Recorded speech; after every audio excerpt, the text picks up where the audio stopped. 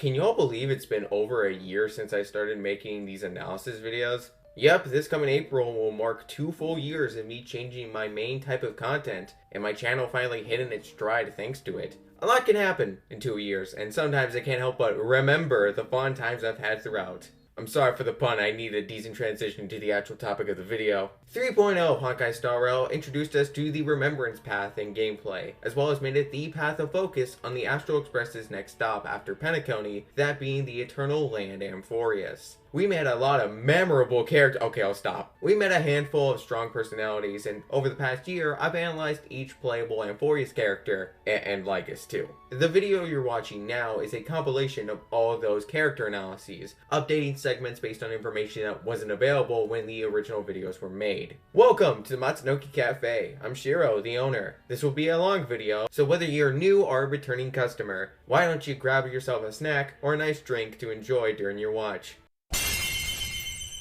Herta's proper introduction was rather low-key for a character so important to the lore of this game. It doesn't hit you at first, since newer players are naturally learning the bare basics of this universe's terminology, but she's a really big deal. Not only is she the owner of the space station where the game begins, and one of the co-founders of the simulated universe, she's also the first emanator we're made aware of. All the way back in the prologue, Silverwolf mentions the genius's status when she and Kafka look at an image of her. All this to say, Herta is much more important than the game initially may lead you to believe. Now that we've gotten to meet the Herta in 3.0, there's no better time to finally dig into her lore and characterization. Herta's home planet is the Blue, an oceanic planet that her space station orbits around. She's documented in her character details to be the human with the highest IQ to come from there. Her being from an oceanic planet actually plays into her name. Herta derives from the ancient Germanic name Nerthus, which has connections to the Norse god of the sea, Nord. In the quest Lingering Shadows, Herta says she built the space station to keep the Blue safe from dangerous threats like the Antimatter Legion and the Stellaron. Although in her second character story, she tells an interviewer that she built the station because, quote, "I have so much stuff and nowhere to put it." This line highlights what's arguably her most prominent character trait, how she couldn't care less about everything and everyone. Even the form we've known her by for nearly 2 years is an indicator of this. She can't be bothered to go talk to someone in person. Instead, she uses a total of 281 remote-controlled puppets around the space station to communicate with people there. That isn't to mention the puppets at her clock tower who are at her beck and call like maids, doing all the menial tasks she doesn't want to do.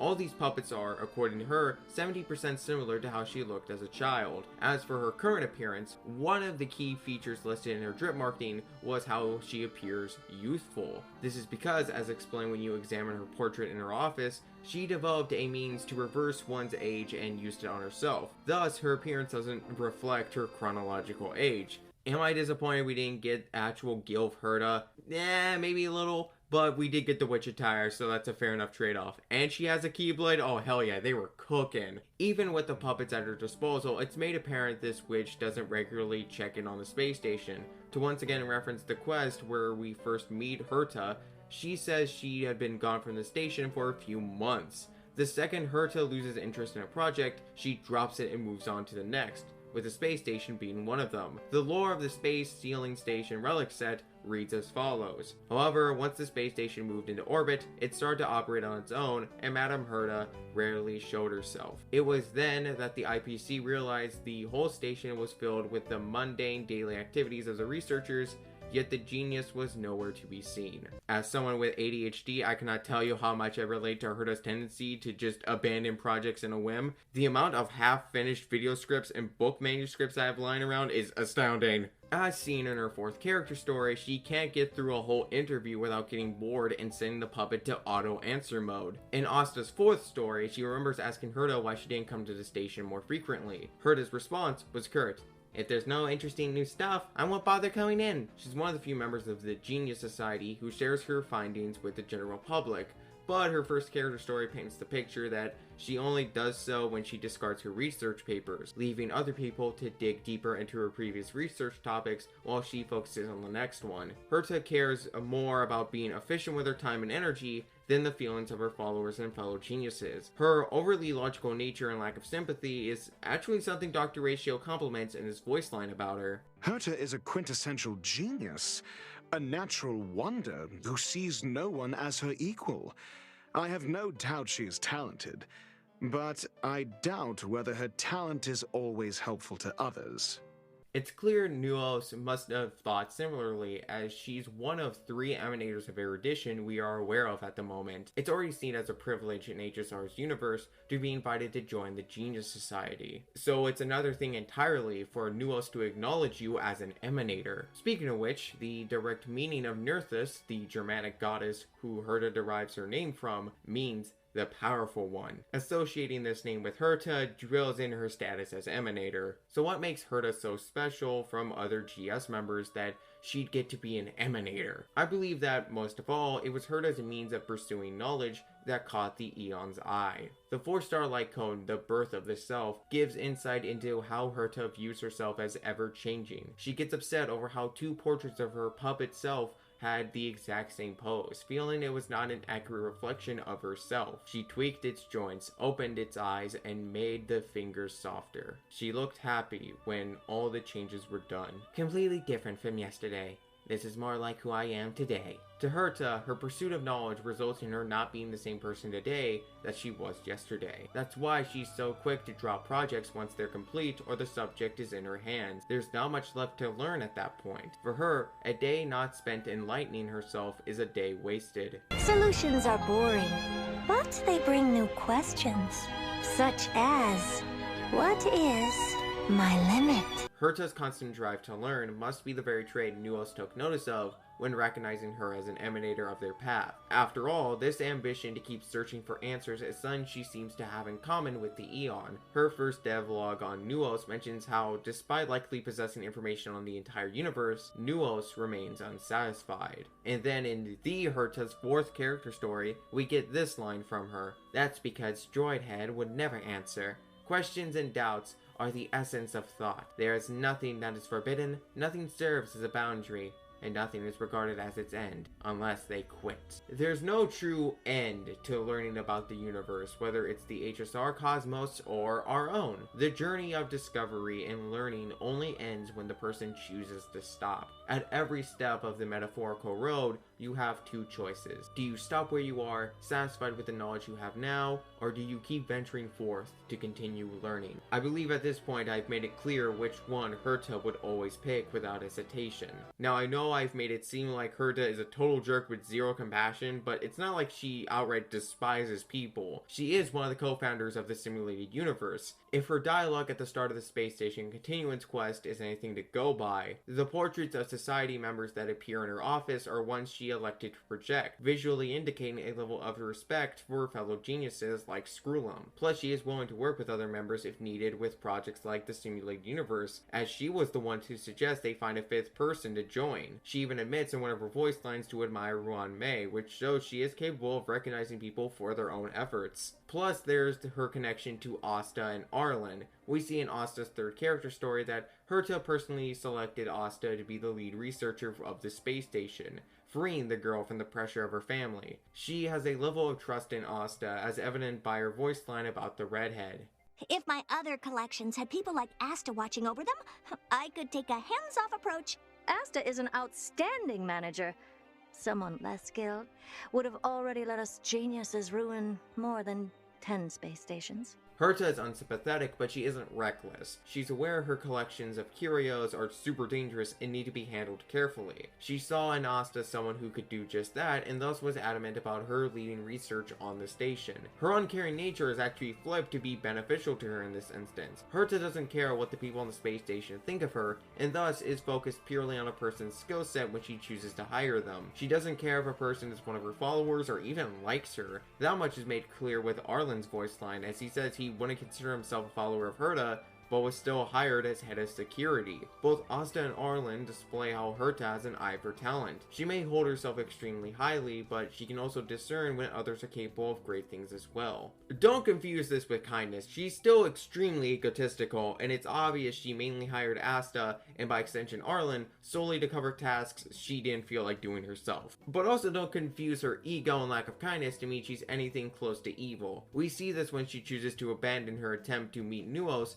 halfway through the experiment when Wilt and Sunday come to seek her aid. She's morally a good person, but also very stoic and headstrong. Honestly, her overflowing self-esteem adds to her charm. This genius may seem like she can't be asked to care about whatever's going on in the cosmos, but the finale of Amphoreus proves quite the opposite. She was willing to sacrifice herself to stop Iron Tomb from annihilating the universe. And we know in an alternate timeline, she would have fused with Iron Tomb and unfortunately get consumed by it. Thankfully that didn't happen, and her final conversation with Cyrene really highlights that underneath the aloofness, Herta does have a heart and highly respects Cyrene's sacrifice. Her ego doesn't come at the cost of sympathy. And she doesn't feel any need to prove how extraordinary she is. She believes she's the greatest, and that's all that matters to her. She doesn't require validation from anyone else. Though, as seen in Silverwolf's companion mission, Herta is willing to show off her greatness whenever someone challenges her. In-universe, her sheer confidence can be unbearable for some, as said by Ron May, and we the audience could have had a similar feeling about her. But the writers do a pretty good job of making her shtick never tiring. This prideful witch in purple has been the source of many good laughs and many twirls. I had to reference the meme somewhere, and I look forward to seeing what role she'll play in the future, both in the main story and in simulated universe updates. Aglaea holds the record for the first Amphoreus character made playable in HSR. Naturally, she would have to be a pretty big deal for her to be the first of the lineup. She certainly is a big deal, serving as the de facto leader of the Chrysos heirs. It's even established during the quest where we take her POV that she and the Chrysos heirs technically hold the governing power in Akaba. In other words, Aglaea is basically the president of Amphoreus for the time being. One of the first things we learn about her upon her introduction in-game is that she does not see in the same way everyone else does. While normally we see through light reaching our retinas, Aglaea doesn't need that light to perceive the world. The wind carries messages along golden threads, delivering countless sensations to my fingertips. As the leader of the Chrysos heirs, and by extension all of Akama, Aglaea is a case of heavy the head that wears the crown. We see the lengths she'll go to when she threatens to execute us for a landed slip that we're from outside Amphoreus. Some players give her character crap for this, but I think it makes total sense for her to be wary of us and hold us accountable for breaking the deal we made. Hell, I'm surprised she didn't try to execute us sooner. It's established Aglaea doesn't want anyone to know there are worlds beyond Amphoreus' sky, because the Sky Titan will shoot down anyone who tries to fly out the atmosphere. Yet here are two Outworlders who managed to survive their way down to Amphoreus? If I was Aglaea, I'd also be highly suspicious of these two and their potential motives. Her bearing the core flame of romance, plus her attitude towards us when we first interact with her, does lead you to assume she is this kind, motherly person without a bad bone in her body, but Aglaea is first and foremost a leader. She has to make sacrifices. She has to keep her guard up in an attempt to keep her people safe. TLDR, her actions here make sense because she has the people of Amphoreus to protect, and you telling people you're from other worlds is doing the exact opposite of helping. That isn't to say her kinder side is a total facade. She is sweet and sometimes playful to people she trusts, such as the other Chrysos heirs. Phainon might have said that she has long sealed her heart in ice for Akima's sake, but it's clear there's still some level of warmth in there. Speaking of sealing her heart in ice though, it's time for us to play the first round of a fun new game I made called Which Flame Chaser Are They? For those unaware, the Chrysos heirs and the Flame Chase Journey of Amphoreus are meant to reference a prominent group of characters from Honkai Impact 3rd, the Flame Chasers. While some Chrysos heirs are direct variants of Flame Chasers, some are separate characters who more or less carry over design aspects or motifs from their HI3 counterparts. For Aglaea, there are two Flame Chasers who could be her counterparts, Eden and Aponia. Eden has a heavy association with gold. So naturally, with Aglaea also having such a heavy connection to it, a comparison between them was bound to be drawn. However, I think the Flame Chaser who has more in common with Aglaea is the other option I mentioned, bearer of the discipline signet, Aponia. Apponia is very similar design-wise to Aglaea, having blonde hair and similarly styled eyes. In both cases, the lack of detail in their eyes isn't meant to indicate blindness. Apponia can see just fine. The design choice is meant to convey how she's lost hope after experiencing so much tragedy. In Aglaea's case, she doesn't see with her eyes, but instead uses her golden threads. Both of them have dealt with grave losses in the past, and thus tried to keep themselves detached from others so as to not break their heart and soul any more than they already are. Apponia's discipline ability, from what I've been told by friends who know HI3 lore, is a super broken power of suggestion. It restricts you to perform actions based on the command she's given you. As an example, if Apponia were to use her discipline to make you moonwalk everywhere you go, then that's exactly what you'll do. And her power also affects bodily functions to help the discipline to perform the command. So your body would be able to perfectly moonwalk even if you never knew how to beforehand. On top of all that, it gives the discipline super regeneration in order to keep them alive so they can continue following their commands.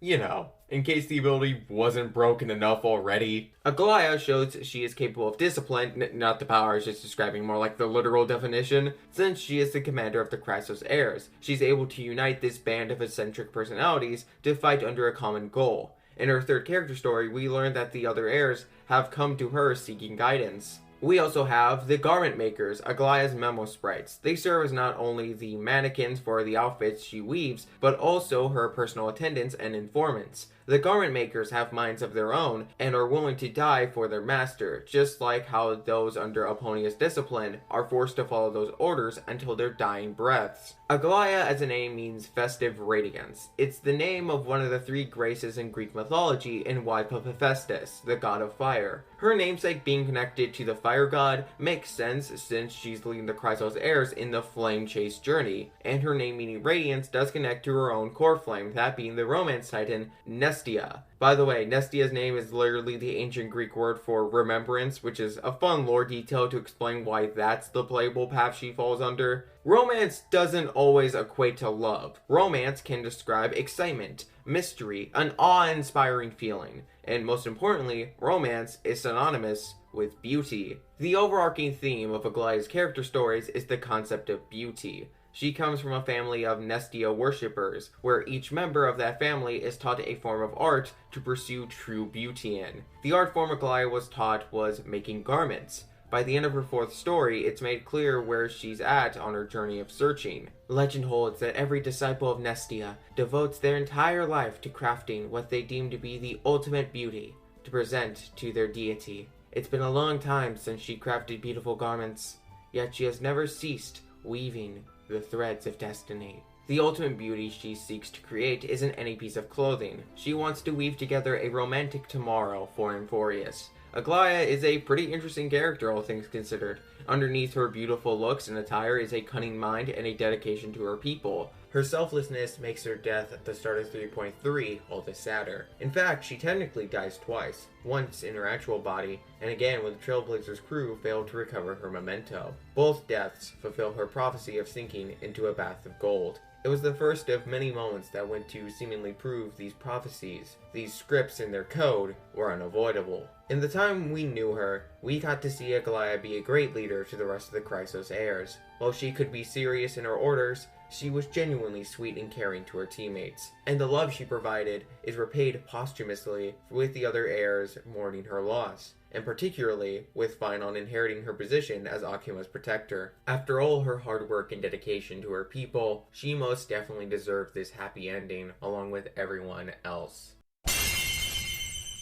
Tribbie was one of the first characters we met on Amphoreus, appearing to us right after we met Phainon. One noticeable quirk Don Hung is quick to point out is how she constantly uses we and us when referring to herself. And then later we meet Trian and Trinen, who have the same verbal quirk. So are these three triplets? Well, if Starrel has taught me anything, it's that rarely can things be that simple. You see, the priest at Yanisopolis is surprised to learn Tribbios looks like a child. As we come to learn in 3.1, Tribbie, Trian, and Trinen were all once one being, the Holy Maiden of Yanisopolis, Tribbios. The 3.1 questline and the first Dawn of Destiny PV gave us the rundown of Tribbios' story before shrinking to baby mode. Yanisopolis was a city in Amphoreus that worshipped the three titans of fate, Talantin of Law, Orynyx of Time, and most importantly for this video, Yanis, the Titan of Passage. She was a little girl when the Black Tide began to appear on Amphoreus. Her mother presided over a secret ritual to chase away the corruption.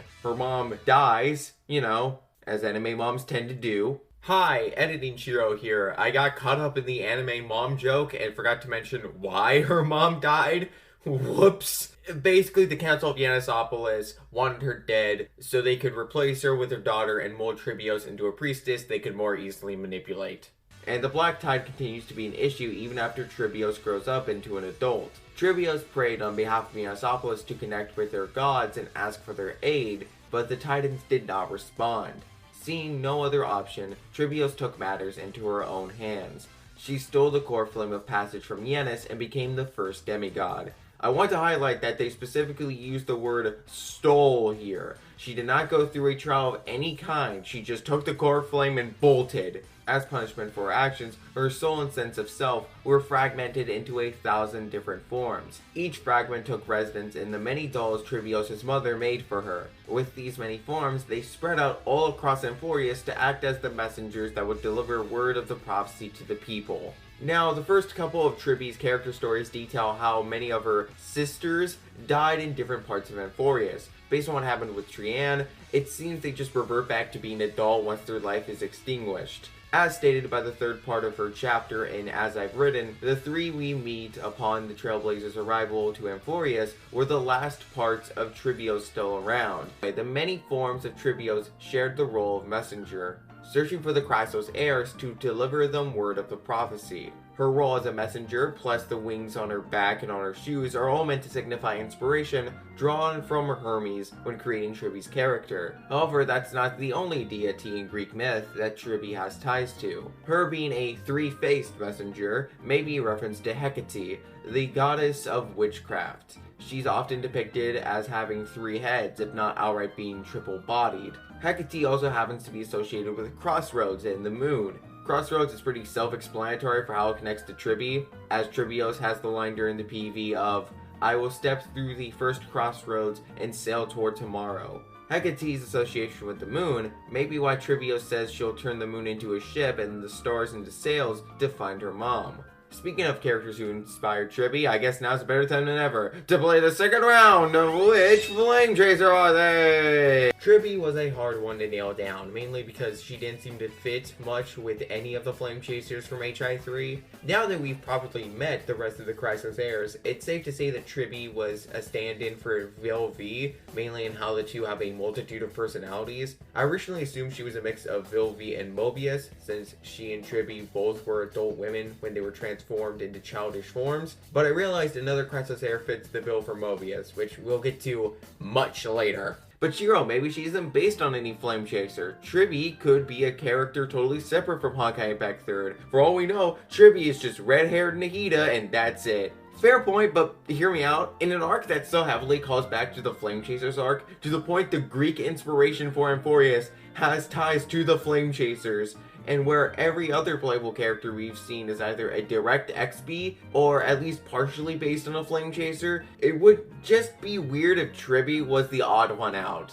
You know what I mean? Tribbios as a name derives from the ancient Greek term which means a worn track, which figuratively indicates a path of life. Now obviously the tree part of her name is meant to reference the trio we meet in game, but the proper origin of the name also connects to her character. In Tribbie's 4th part of As I've Written, we see that Orynyx warned Tribbios to turn back before it was too late. But that didn't stop her. She threw caution to the wind and went down the path of her destiny, always sailing on the west wind towards tomorrow. The concept of tomorrow is very important to Tribbie's character. It's pretty obvious tomorrow is heaven. At the end of the west wind is a haven free of sorrow where flowers bloom in spring. It's where Tribbios and her mother agreed they'd see each other again. The Tribbios fragments saying see you tomorrow is their way of saying see you on the other side, which is kind of morbid.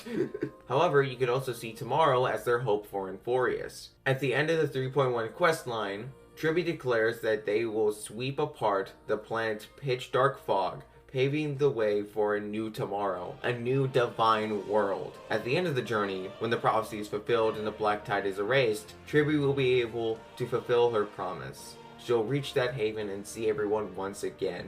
There would be no path to that tomorrow if it wasn't paved by Tribbios. Tribbie and her other selves will ensure her sacrifice, her decision of crossing the gate that day, will not be in vain. Using the Sentry Gate may dilute the sense of self of the caster, but seeing the memory-turned message from Tribbios is a reminder that no matter how many fragments of her perish in war, and how much they extinguish from using their demigod powers, her will always lives on inside them. Her dream will never die! I need to stop referencing One Piece in these videos. Tribbie's story turned out a lot more touching than I expected. I usually don't enjoy child characters, especially when they fit into the 1,000-year-old little kid trope, but I ended up liking her. She's equal parts silly and tragic. Also, her voice actor does a fantastic job juggling between the many different forms and personalities of Tribbie and her counterparts, which definitely helps the character's charm. Tribbie's story is one of having faith in the future, telling us to be willing to take risks if you believe it will carve the path for a better world. A beautiful message, to be sure.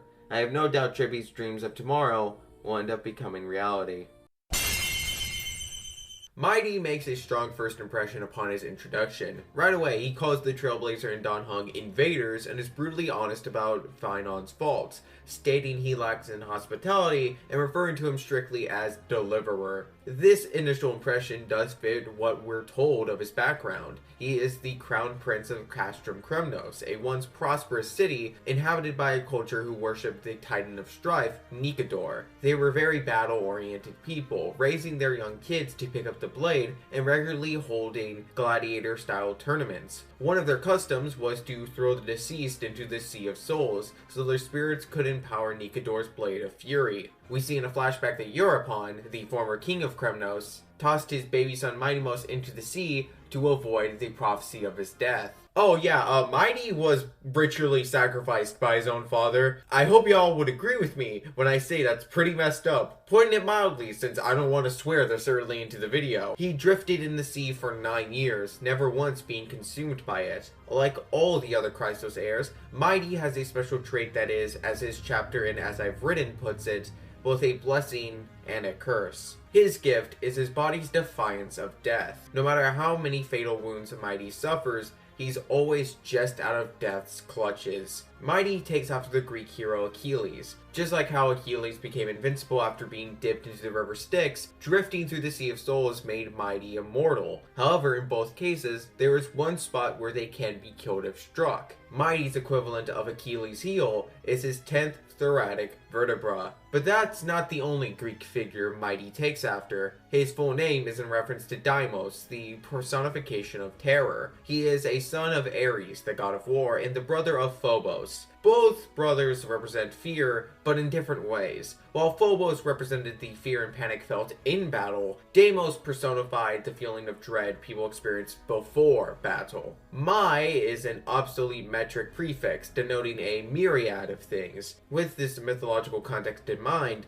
Mydemos as a whole name could mean Mydei is either the personification of a myriad of terrors, or possibly he has faced that many terrors from the myriad deaths he's experienced. Despite how his father treated him, Mydei still finds pride in his culture, even if he's conflicted on embracing their blood-stained history. As we learned from Phainon during our first trip to the ruins of Castrum Kremnos, Mydei couldn't help but feel homesick. Although he may outwardly give Phainon the cold shoulder a lot of the time, there is a mutual respect the two have for each other. His gift of immortality happens to coincide with Nikador's immortal state. One achieved immortality while retaining their ability to reason, while the other got their immortality from losing it. You know, with how they describe Nikador as a god that instilled fear into people and succumbed to madness, you'd think I was talking about Soul Eater, but I already made that video, shameless plug. We help the personification of Nikador's reason, Nias, unite with the other fragments of Nikador to restore the Titan's divinity. And I want to stop the analysis real quick to just say,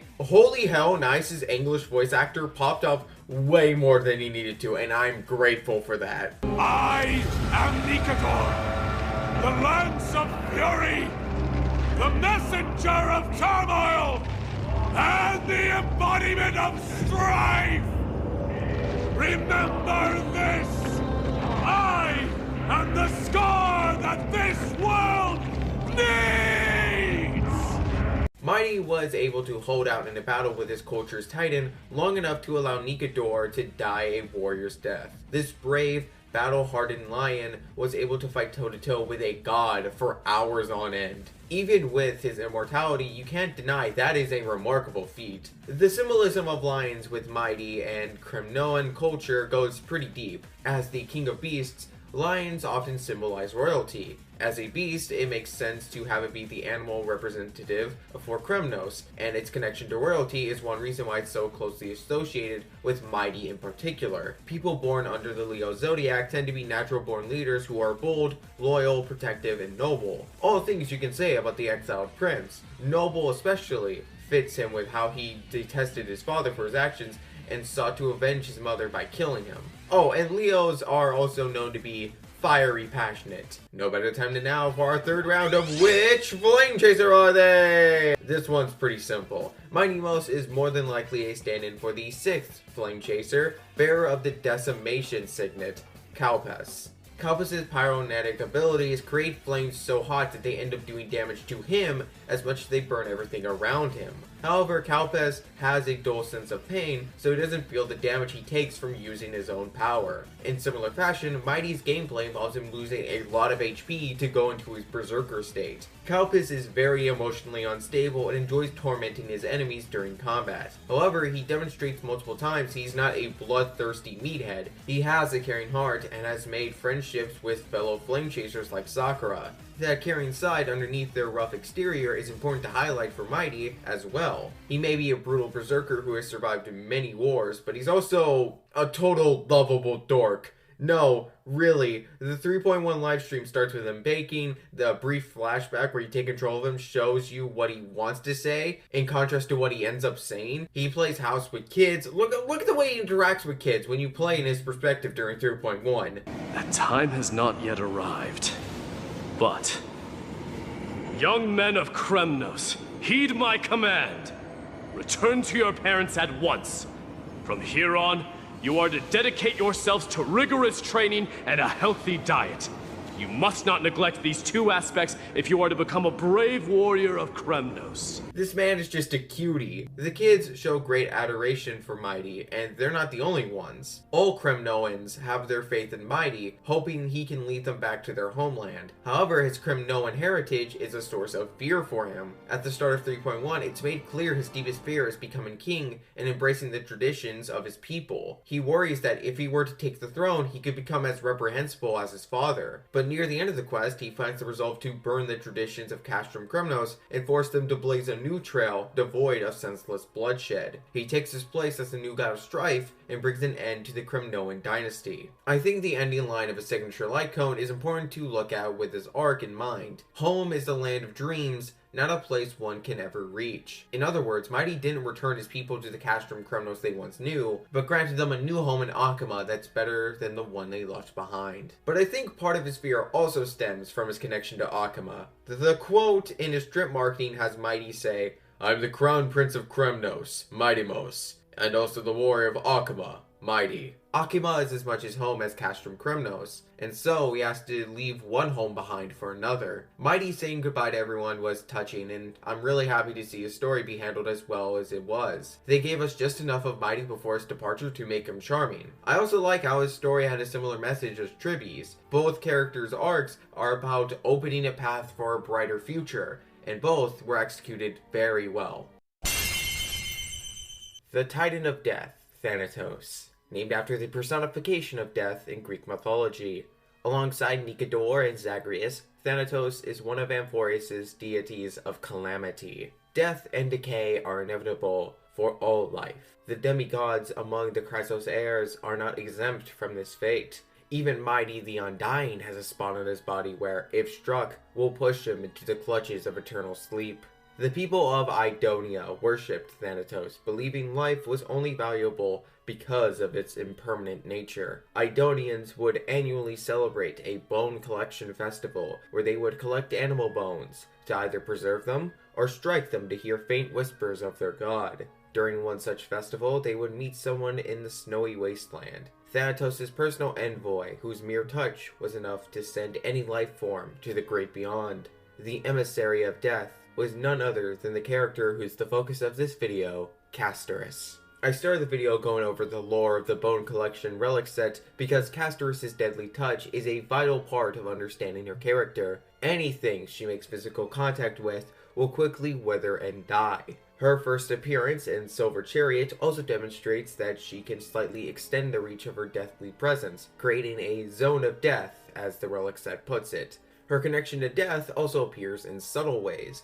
She prefers taking photos with the monochrome filter, photos that could be used at a funeral. A bit morbid, but also pretty funny. Due to this trait of her body, she serves as the mortician of Akima and executioner of the Chrysos heirs. Despite that, she still appreciates life and is a lover of animals. We see this in how our first real interaction with her shows her feeding Dromos. Her love for all living things is communicated in her design with the multiple flowers on her outfit. She's seen holding snapdragons in her splash art. Fun fact, when snapdragons wither, they turn into seed pods that happen to resemble skulls. Another piece of visual symbolism tied to Castorice is her association with butterflies. In universe, she was named after the Poplio castor, a species of butterfly known for their black wings. She takes after the Greek goddess of the soul, Psyche. Psyche is commonly depicted as a woman with butterfly wings, which is why butterflies are often symbolic of souls in general. For Castorice, the butterfly imagery associated with her is an indication of her connection to the River of Souls, which was called the River Styx in the Golden Epic trailer. The River Styx was one of the 5 rivers that connected to the underworld. Recently deceased souls would be guided across that river to reach the underworld by a psychopomp ferryman known as Charon. Her touch of death seems to make her a stand-in for Charon, as her unique trait extinguishes the flames of life and sends those she touched to Thanatos.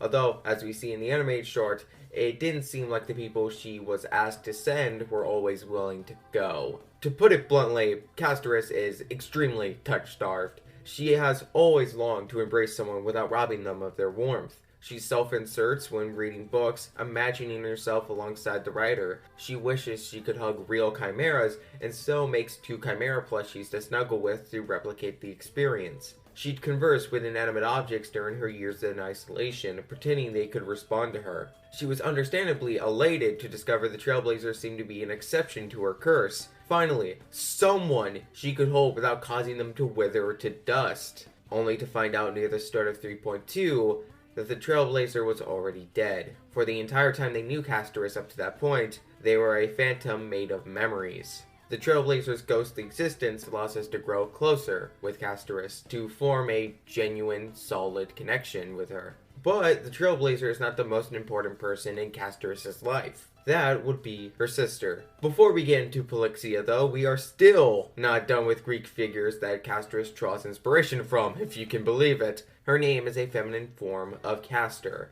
twin brother of the demigod Pollux. Now, I already went over the myth of Pollux and Castor in my Shinjiro Aragaki video, so I'm just gonna copy and paste what I said there, because nobody watched that video. Pollux and Castor were half-twins, each having a different father. Pollux's father was Zeus, and so was born an immortal demigod. Castorice's father, on the other hand, was a regular human, meaning he was born a mere mortal. While Castor was dying, Pollux asked Zeus to let him share his immortality with his brother. This led to the 2 of them coming together as the constellation Gemini. In HSR, this is reflected in how Polixia revived Castorice and split her power over death with her. You know what, I went over how Mydei falls under the Leo Zodiac, might as well go for broke here. People born under the Gemini Zodiac tend to be gentle and affectionate. Clear traits Castorice exhibits. However, due to the constellation's mythological connection to twins, the zodiac represents duality, like a yin and yang to a person.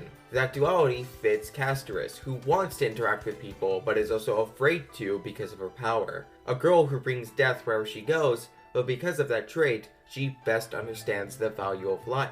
And of course, despite being a gentle, cute girl, she has a cool scythe and can summon a giant dragon that can hyper beam you into oblivion. Speaking of dragons, you know what time it is. Time for round 4 of Which Flame Chaser Are They? This one was easy. Castorice is a proxy for Grisio, the 11th Flame Chaser. Tribbie's voice line about Castorice has her talk about how alone Cassie always was, even when she's happy. Similarly, Grisio enjoys being alone and likes to paint in quiet places. While both can be a little shy, they turn out to be pretty talkative when the subject of conversation is something they have interest or knowledge in. They also share an association with death. Like how Castorice outlived everyone from Idonia, Grisio not only lost her father, but she's one of the only 3 flame chasers still alive and active in the current story of Honkai Impact 3rd. Visually, the most prominent similarity is that these 2 girls are both accompanied by dragons. In Grisio's case, it's her caretaker and fellow flame chaser, Cosma.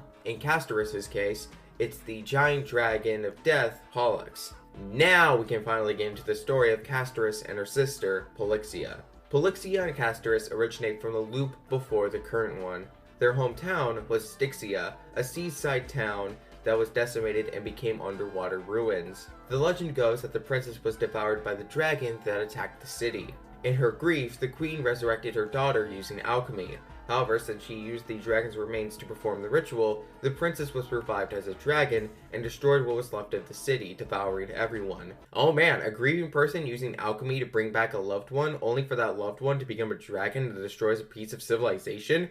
Where have I heard that before? Whether the moral of the tale is to honor the dead or equivalent exchange, Polixia didn't heed the warning. The trial of death required one of the twins to sacrifice themselves so the other could ascend to demigodhood. Cass willingly sacrificed herself for her sister. Once Era Nova was achieved, Polixia returned to Styxia and used alchemy to reforge her sister's soul. As punishment for reviving her sister, Polixia was left with only the power to reject souls from entering the Netherrealm. The power to accept those souls was given to Castorice, manifesting as her touch of death. Now, if you can believe it, Pollux and Castor are not the only twins in Greek mythology Castorice and Polixia are inspired from. The god of death, Thanatos, was the twin brother of Hypnos, the god of sleep. The two lived in the underworld together, and while Thanatos' constant duties and Hypnos' sleeping habits means they don't interact a ton, the two still got along well. And here in HSR, even though Castorice may not remember her past life,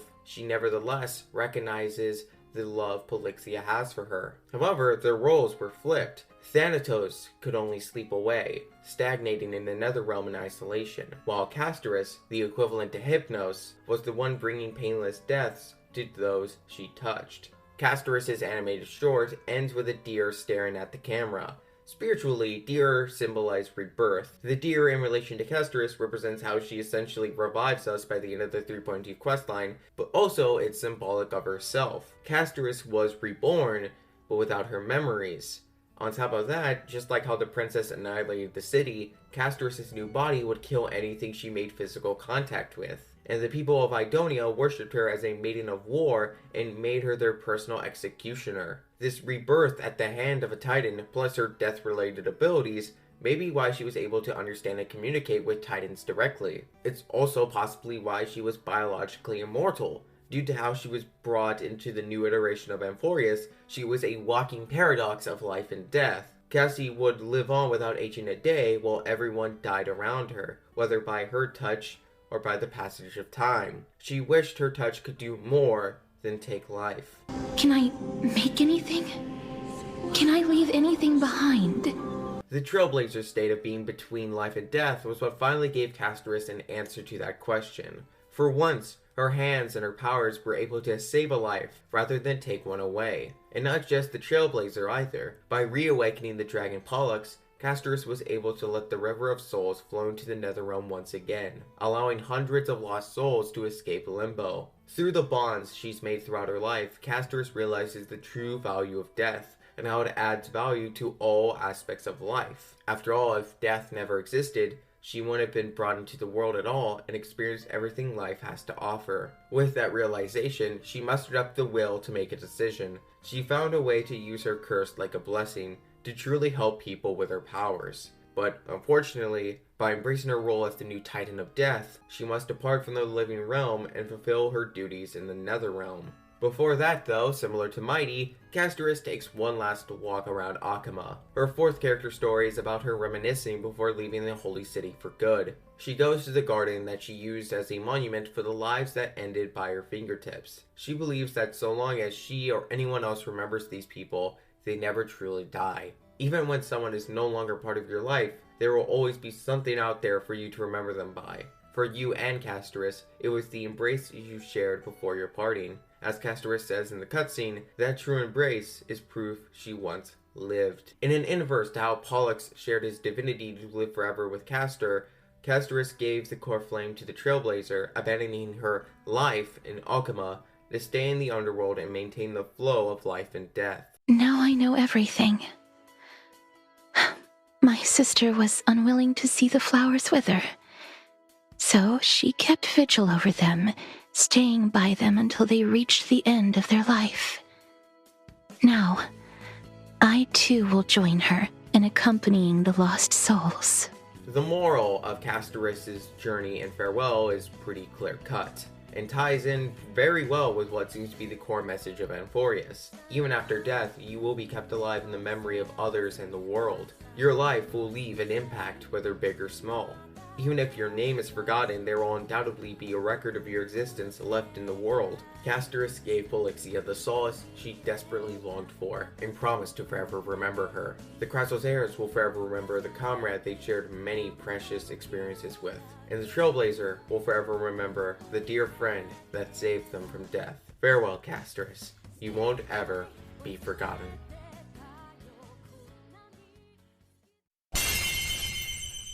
Professor Anaxa. Rule number 1. Do not call me Anaxa. Shut up. Professor Anaxa is unique among the Chrysos heirs. Aglaea makes it clear she doesn't trust him, since he does not believe in the Titans and the prophecy like the others. He views them as utter nonsense, always voting against the Flame Chase journey during assemblies. He even founded a new school in the Grove known as the New Sporist, which focused on tracing the origins of all life and material existence. Funnily enough though, despite his blasphemous non-belief in the gods, one of the courses he taught at the Grove was History of Mythology. One of Anaxa's key character traits is his arrogance. This is the guy who honestly says that in a world of lies, he is the only truth. But as we observe in Lamentations Bring Not Empty Tears, he has a good heart, no matter how small it may seem. His first instinct when arriving in Alchema was to see the relatives of the scholars who died and inform them of their passing. An act of kindness like that does a great deal in endearing us to him. We can observe this kinder side of him with his interactions with Phainon. He gave his student a pep talk before he went to talk to the people of Alchema, and in one of the past loops, he tried to help Kozlana and talk him out of walking the path he was on before it was too late. Your Messiah complex has turned you into something no different from the icy gods you spoke of. The children of humanity you swore to save. They are no more than ants to you now, aren't they? Even if he is the most knowledgeable scholar about souls, he does not know their true essence and seeks to learn such truth. As we come to learn in 3.2, the truth behind him tearing his soul into pieces was, in one part, done to trap the Black Tide creations within the Grove. However, the other part of why he performed this act was so he could run to the Luminary Throne and transmute himself with Circe's core flame. Unfortunately, things didn't go as planned. Who'd have thought that tearing your soul apart does more harm than good to you? That act ended up killing him, yet Circe revived him by forcibly implanting her core flame of reason into the scholar. Anaxa is essentially a zombie running on borrowed time. The end of 3.1 established that his soul was burning out, and that Circe would have to take over the body if they didn't come up with a different solution fast enough. But this situation comes with a silver lining. Thanks to his undead state of being, his consciousness is constantly dipping in and out of the mortal world. In those moments, he attained visions of the past loop of Amphoreus, leading to him discovering the means of evolution from humans to titans. It's fitting that Anaxa would be paired with Castorice as the primary characters for this piece of the Amphoreus storyline, as both have interesting connections to the concepts of life and death. Anaxa has always been fascinated by the truth behind life, as detailed by his childhood inventions mentioned in his first character story. A mechanical bird that sang on its own, a Dromos incubator, artificial flowers that stayed forever vibrant. Side note, I have nowhere else to mention it, but Anaxa is a huge fan of the Dromos. It's to the point one of his many nicknames is a Dromos draped in finery, and one of his emojis is him in a Dromos onesie. I mean, I sorta get the appeal. Anyway, off topic. He believes there's little difference between the souls of humans and titans. which goes in line with his end goal of fusing a human soul with a core flame. His interest in the boundaries of life and death stems from his sister. His sister died when his hometown was consumed by the Black Tide. He prayed to every titan he could think of, but found no crumb of salvation or hope. And so, he studied alchemy at the Grove. He even tried to pull a Full Metal Alchemist by sacrificing his eye to revive his sibling, though all he got was one last sight of her. After that glimpse of death, he chose to continue Talus's research into souls. Analysis is named after Talus, one of the 7 sages of ancient Greece, who believed that all things contained a soul. And of course, our great performer is also named after a Greek philosopher. The real-life Anaxagoras is most well known for his discoveries of astronomy, specifically for his discovery of what the true cause of an eclipse was.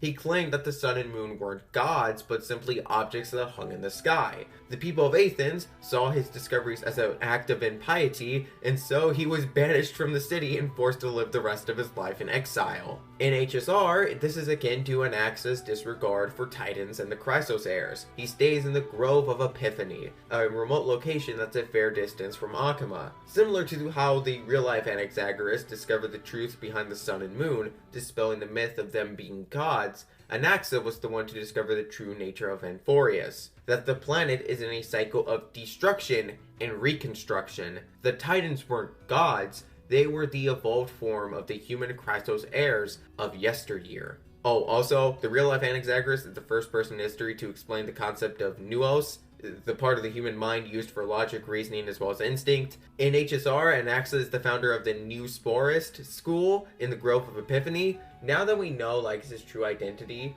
Anaxa's namesake becomes a whole lot funnier in retrospect. There is a non-zero chance Anaxa was based on Xandar. Lygus' introductory scene is him talking to his self-insert. Like, I don't know why that's hilarious to me, but it is. That's also why it's fitting that Anaxa is the one to really outsmart Lygus, becoming a phantom of sorts in the robot's brain so he can endlessly comb through his databanks. The Grove of Epiphany ties into more than just his namesake. It also drives home his connection to another Honkai character. That's right, it's now time for round 5 of Which Flame Chaser Are They? Anaxa is a direct XP of the 7th Flame Chaser, possessor of the Bodhi Signet, Su. The Bodhi was a sacred fig tree located in India, which was considered the Tree of Awakening or Enlightenment. Su is thus considered the enlightened one, amongst not only the Flame Chasers, but humanity as a whole. The Bodhi isn't the only sacred icon of Buddhism involved with Anaxa and Su. One of the defined keys used by Su in HI3 was the seed of Sumeru? No, God, no, wait, I don't want to go back, please don't take me back there! Anaxa and other characters who take after Su in some way all possess grander knowledge of the world, but differ in their stances of how they utilize that knowledge in relation to the rest of humankind. Anaxa's stance is made clear by his answer to the question, what exactly are we? The very essence of the world, our souls, are tiny invisible seeds that hold records of each person's memories of the world. And we are the buds that sprout from these seeds to grow into great trees. Anaxa believes knowledge is a type of memory, one that's carried between generations to help future iterations of humanity carry the torch of their ancestors. That's why he is most approving of boldness and curiosity as a teacher. He wants people, such as his students, to grow by attaining knowledge until they reach apotheosis. To go from a seed to a giant tree, you must not blindly buy into the supposed truths of the world, but rather go out and search for them. That's why he is a professor, as he's willing to lend his knowledge to help people carve their own paths in finding answers. Just as he took Talus's studies of souls and delved far deeper than his predecessor, there is bound to be someone who will continue where Anaxa left off. As we saw at the end of the questline, he was willing to sacrifice his current identity after being assured his knowledge and ideals would be carried on. It's also demonstrated in his 4th character story, with an echo of his memory wishing his students to continue his research. Use my results to the fullest extent, and make me the subject of your research. Step over my body, and take the torch from my hands. Use me as the firewood to ignite the flames that will bring light to the truth. Do not fear blasphemy. It is already a sin to transcend the gods, so what if you become a god? That last part of the character story, Killer line, honestly. And while we're on the topic of sinning, during the quest Olive cast to the conference chair, a scholar describes how Circe's shared fruit to symbolize their equal distribution of knowledge. Immediately when I heard this, I thought about the forbidden fruit from the Tree of Knowledge, the one that got Adam and Eve banished from the Garden of Eden for eating. But you see, Adam and Eve were tempted to eat the apple by the devil. Anaxa doesn't need such temptation. If he were in the Garden of Eden, he'd bite into the fruit of his own total free will just to see what would happen. Anaxa doesn't have unquestionable faith in the Titans or the prophecy, but that doesn't mean he actively opposes the Christless heirs. As he states himself, he's always been on his own side, never caring for factions. He pursues the truth no matter what, willing to go to any length he deems necessary to reach it. Despite them being diametrically opposed in their faith in the prophecy, there is a common trait shared between Aglaea and Anaxa: their insane amount of dedication to their goals. Both of them are willing to hold on to the last strands of their lives and humanity in order to achieve their desired outcomes. Through recognizing that, the two are able to find common ground, even if they still can't fully stand each other. I also think his talks with Phainon show that while he may not have faith in the Titans, he has faith that his student will be the hero Amphoreus needs most. A lot of Anaxa's actions were indeed blasphemous, but they were all done with a clear purpose in mind. His final lecture, one about the cyclical nature of Amphoreus and how Phainon will reconstruct everyone from memory, was given to the general populace for all to hear. And to ensure the people grow with knowledge, rather than stagnate in a safety net of blissful ignorance, he takes the Council of Elders down with him. His acts of irreverence were what allowed him to become the one who conquered the ultimate truths of the world. It all culminated in his disappearing act. As the newest incarnation of Circe's, he sowed the seeds of suspicion for future generations of Amphoreus to blossom from. Now the Amphoreans of tomorrow will use their gift of reason to question and investigate the rules of the world, to find answers that even Anaxa himself didn't manage to reach. Anaxa is the perfect example of this questline's greatest thesis. You can and will leave your own mark on the world, which will persist far after you yourself cease to be. That was Anaxa's final lesson to us, the players. Hi, welcome to the intermission segment. Only one this time. Also, sorry if I seem awkward during this segment. I'm not used to recording with my face visible, and also the script is right here. The whole point of the Remembrance Path is cherishing memories and the past. So I got the idea that for this intermission segment, I'd look back on my channel to the first video I ever uploaded.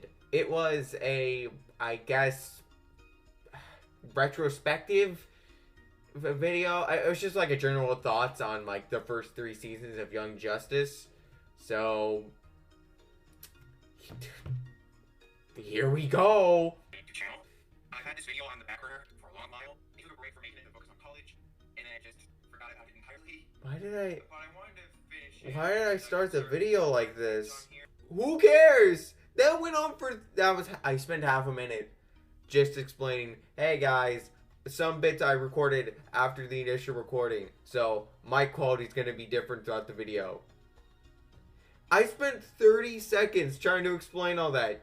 Who cares about like my college life? This is my first video. Casual superhero fan. Oh god, without like the background music, oh, these videos are way more awkward. I always intended on sharing my thoughts on the series as a whole, but I don't want to keep my Twitter thread for way longer, so that's why I'm making this video. Oh my god, what was? Cut out the pauses, man. Did I only cut out outtakes? Why did I not cut out the long pauses in between? God, my editing used to fucking suck. Back when these were just glorified slideshows. Also, side note, what the hell was with this Joker? Maybe it was just me, but he wasn't funny at all, which is a bad thing because being funny is his gimmick. To use an example about Oh, like you're a fucking comedic genius? You know what? This is enough. This is not. This is about all I can stomach.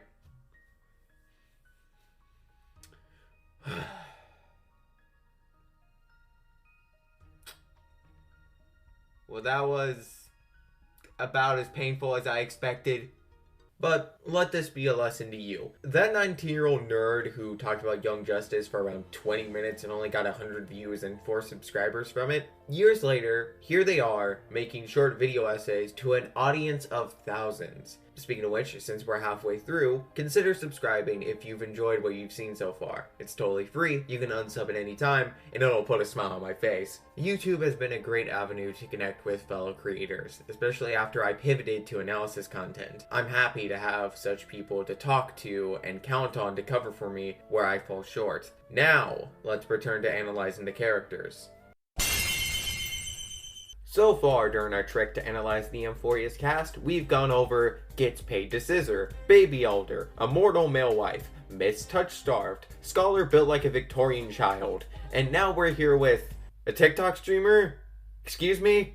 In reality, cute little Hyacine is the leading physician of the Twilight Courtyard. The courtyard was once a healing haven for the Skyfolk who lived above the clouds. However, that haven was lost due to the Black Tide. Hyacine was the one to revive the Twilight Courtyard by reinstating it at the Grove of Epiphany, now opening its doors to anyone in need of care. So no, she's not a live streamer. I'd follow if she was though. Her character details speak on how she brought a glimmer of light to Evernight. Anaxa's voice line about her has him outright describe her as the light of the courtyard, comparing it to how the divine tree can only grow thanks to sunlight. This is certainly an apt description of her, even from a surface level glance at her character.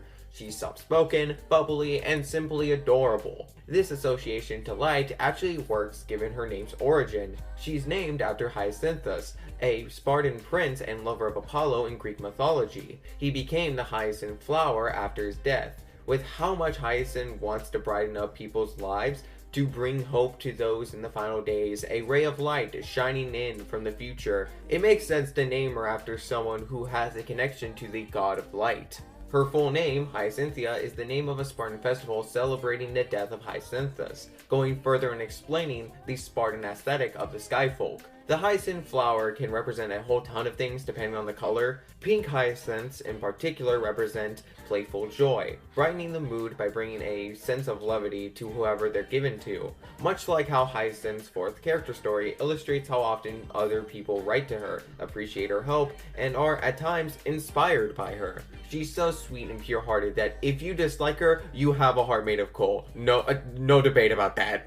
Aside from that, there are two other characters she draws inspiration from. Oh yeah, we're getting this out of the way now. Around 6 of which Flame Chaser are they? Hyacine draws inspiration from Flame Chaser number 8, Sakura, as well as her younger sister Ren. She has similar physical attributes to the sisters and inherited Ren's more cheerful and sweet personality. Meanwhile, Hyacine's occupation as physician may have been chosen as an inverse of Sakura starting out as a hit woman who would kill people infected with Honkai illness. Sakura was basically euthanizing people, while Hyacine makes an active effort to cure as many people as she can. Now, this next part has more to do with Yai Sakura and Yai Ren, not Sakura and Ren. Yes, these four are separate characters. I'll leave it to my HI3 experts to explain that one. JKL, that's your cue, bud. Anyway, Yai Sakura was the eldest daughter of the village chief.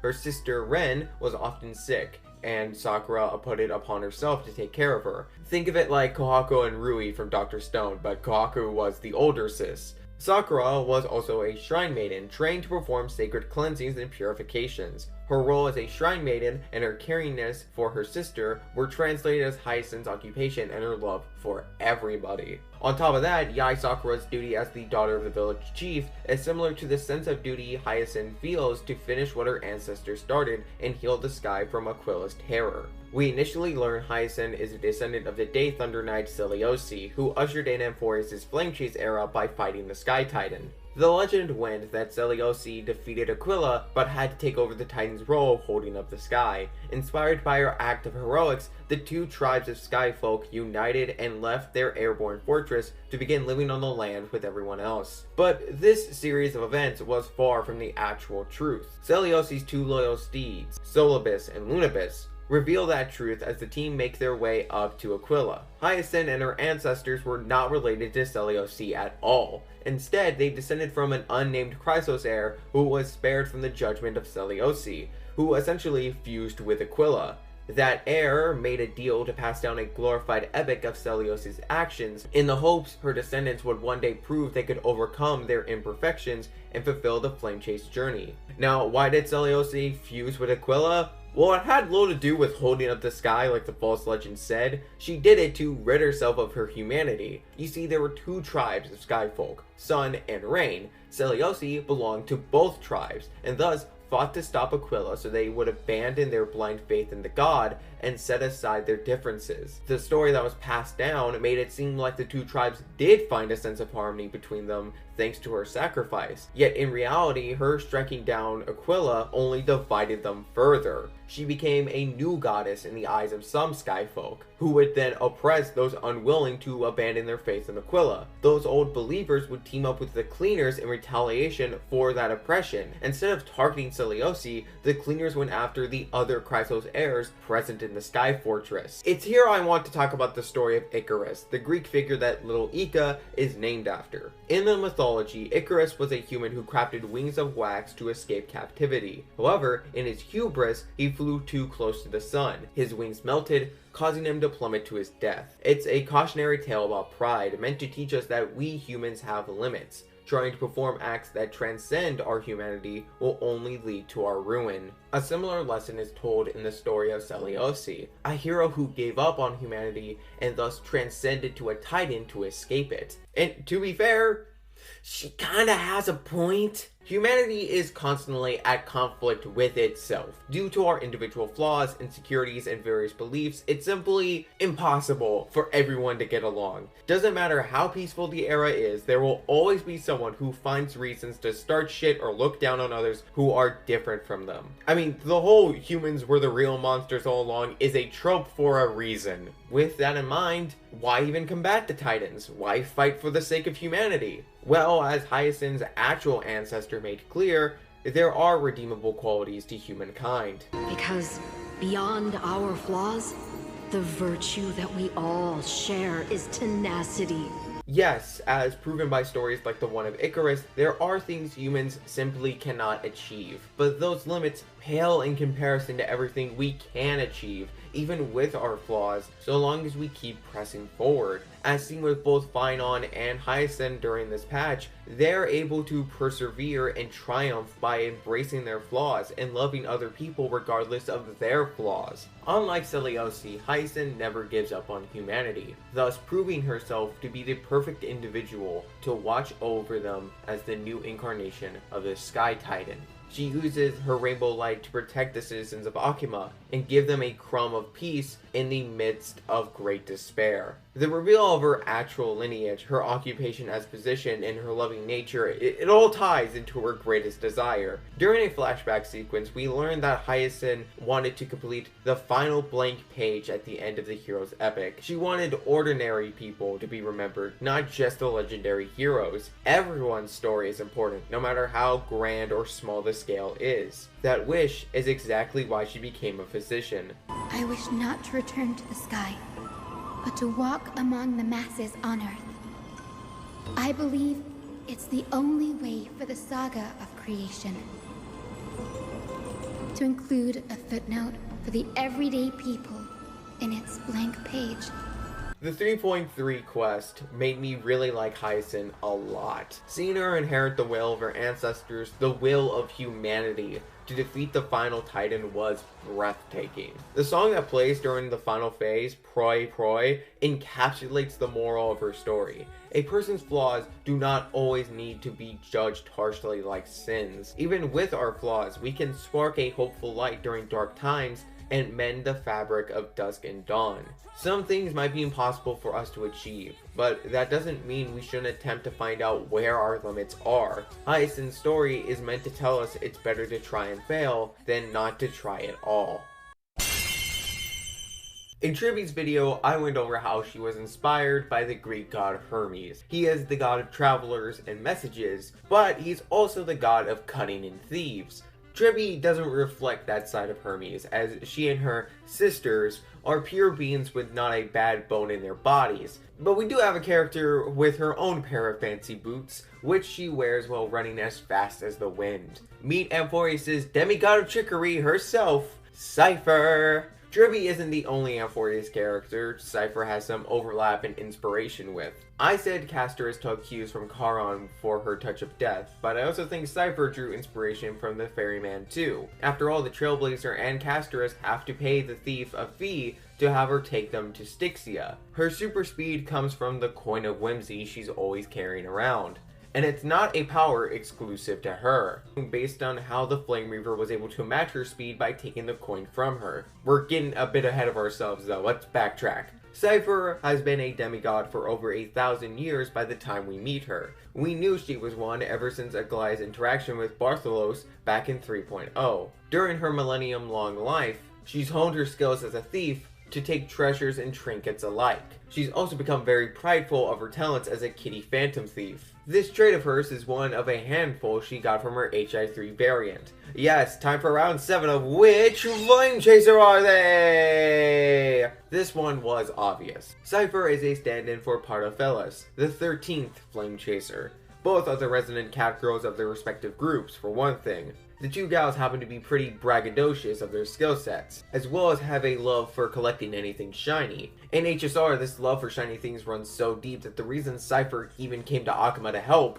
is because Aglaea handed off a good portion of her belongings to convince the cat. Cipher's bond with Aglaea is very important to her character. When she was much younger, Cipher would go to Aglaea's store to pawn off whatever she could. Cipher would always get roughed up, even to the point of bleeding at times, trying to get her hands on these items. It was in her nature to lie and steal, even if it got her in way too much trouble. I've tried not to become a liar, but honestly, it's just too hard. I'm close to giving up. Aglaea, the only person who could see through the girl's lies, elected to let little Cipher stay under her care. During that time, she also used to be an apprentice at Kefali's priestly court, though she admits she mainly joined just to pickpocket the elders. That time of solace would come to an end. We don't know the details, but Cipher's conversation with the Golden Beetle seems to imply that Aglaea had something to do with Hysilens' death. 1,000 years ago, out of foolishness, I let my silence steal away the most beautiful sound I'd ever known. Cipher would eventually leave the nest and rarely come back to Akuma. She caught on to something being wrong with Bartholos when he mentioned her brief time in the priestly court, a time in her life she hasn't shared with anyone other than Aglaea. I think that alone proves that she feels conflicted looking back on that time in her past. And you understand why she doesn't look back fondly on the past when you look at what she's been through. Her first character story and her As I've Written chapters make a point to show how much she's been scorned, ostracized, and brutalized by the people around her. There was this old woman who was like a mother to Cyphera, who took the blame for one of the girl's acts of theft to allow her to escape punishment. Her first character story shows how she got attacked by hounds, running through crowds of people who could care less about her wounds and deemed a thief like her deserved such punishment. Cipher embraced a life where she was constantly on the run. Despite giving Aglaea the cold shoulder a lot of the time, there's undeniably a part of this cat girl that loves her. We see this in her design. She still wears the boots Aglaea gave her, and also wears the hood the Goldweaver personally fixed. But she was unable to show her care for Aglaea to her until it was too late.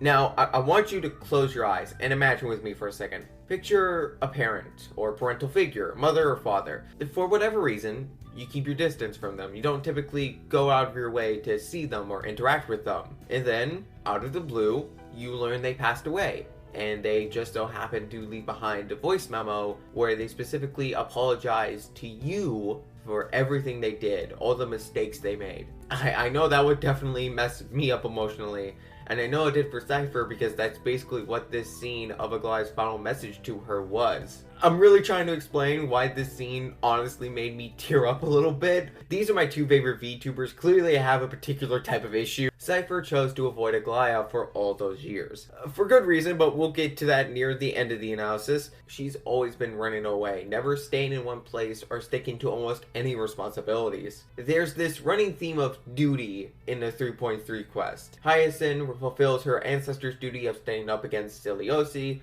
Phainon embracing his duty as the leader of the Chrysos heirs, But with Cipher, she's often been shirking her duties as a demigod. Until Aglaea's death, she's made an active effort to avoid her prophesized fate, as explained by her at the beginning of the questline. And part of the reason she dodged her responsibilities is because of self-doubt. As made apparent by the flashbacks with her as a child, she's never felt like a lying thief such as her belonged in a team of exceptional individuals. The reason why she avoided Aglaea, who was practically a mother figure for the longest time, was made clear during Cipher's final moments. She was so afraid of her lies being exposed that she couldn't stay around someone who so easily read people's hearts. But 3.3 goes to show that she is fit to be a Chrysos heir alongside the others. Aglaea gave Cipher a piece of advice, that sometimes the act of lying can be noble compared to telling the truth. And Cipher's usage of her demigod ability is proof of that. Cipher explains the rules of her reality warping as follows. Lies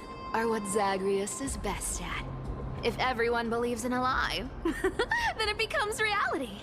While she does like to use this ability to mess with people for fun, like tricking the Trailblazer and Mem that the Flame Reaver snuck up on them, she more often than not uses her power for good. She used her power to allow Zagreus to live past the Trial of Ascension through the identity of Bartholos. She then used that power multiple times to hide the World-Bearing Core Flame and divert the Flame Reaver's attention from Akima. Her game of cat and mouse with the Flame Reaver was what ultimately resulted in her death. Upon becoming a demigod, Cipher's prophecy was, "You shall walk with greed and die over petty change." Her petty change was the coin. Instead of running away, she went to grab the coin of whimsy, and that action was her undoing. As for walking with greed, that would involve the greatest lie she's ever told, one we learn while she's on death's door. In reality, the Dawn device carried on Kefali's back was only meant to last a few hundred years. However, by taking on the identity of a trusted priest, she deceived everyone in Amphoreus that the Dawn device would last indefinitely,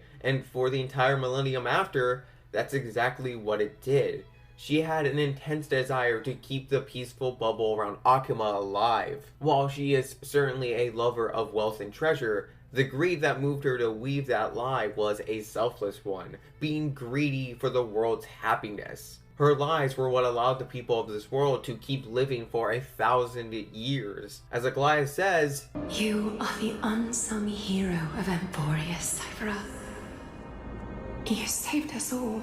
I brought up how the big theme of 3.3's quest is duty, but another prominent theme during this part of Amphoreus is the value of both truth and lies. Hysilens shows us the negative aspects of lies, of how stories and legends can be twisted into something almost entirely different. Sometimes it can be liberating and empowering to face the truth, but Cipher shows the benefits lies and fiction can hold over reality. As seen by her actions in this questline, not all lies are crafted with malice. Cipher's lie about the Dawn device's longevity managed to save everyone. Through that one lie, she achieved the 1 in 100 million possibility of a future that doesn't end in total annihilation.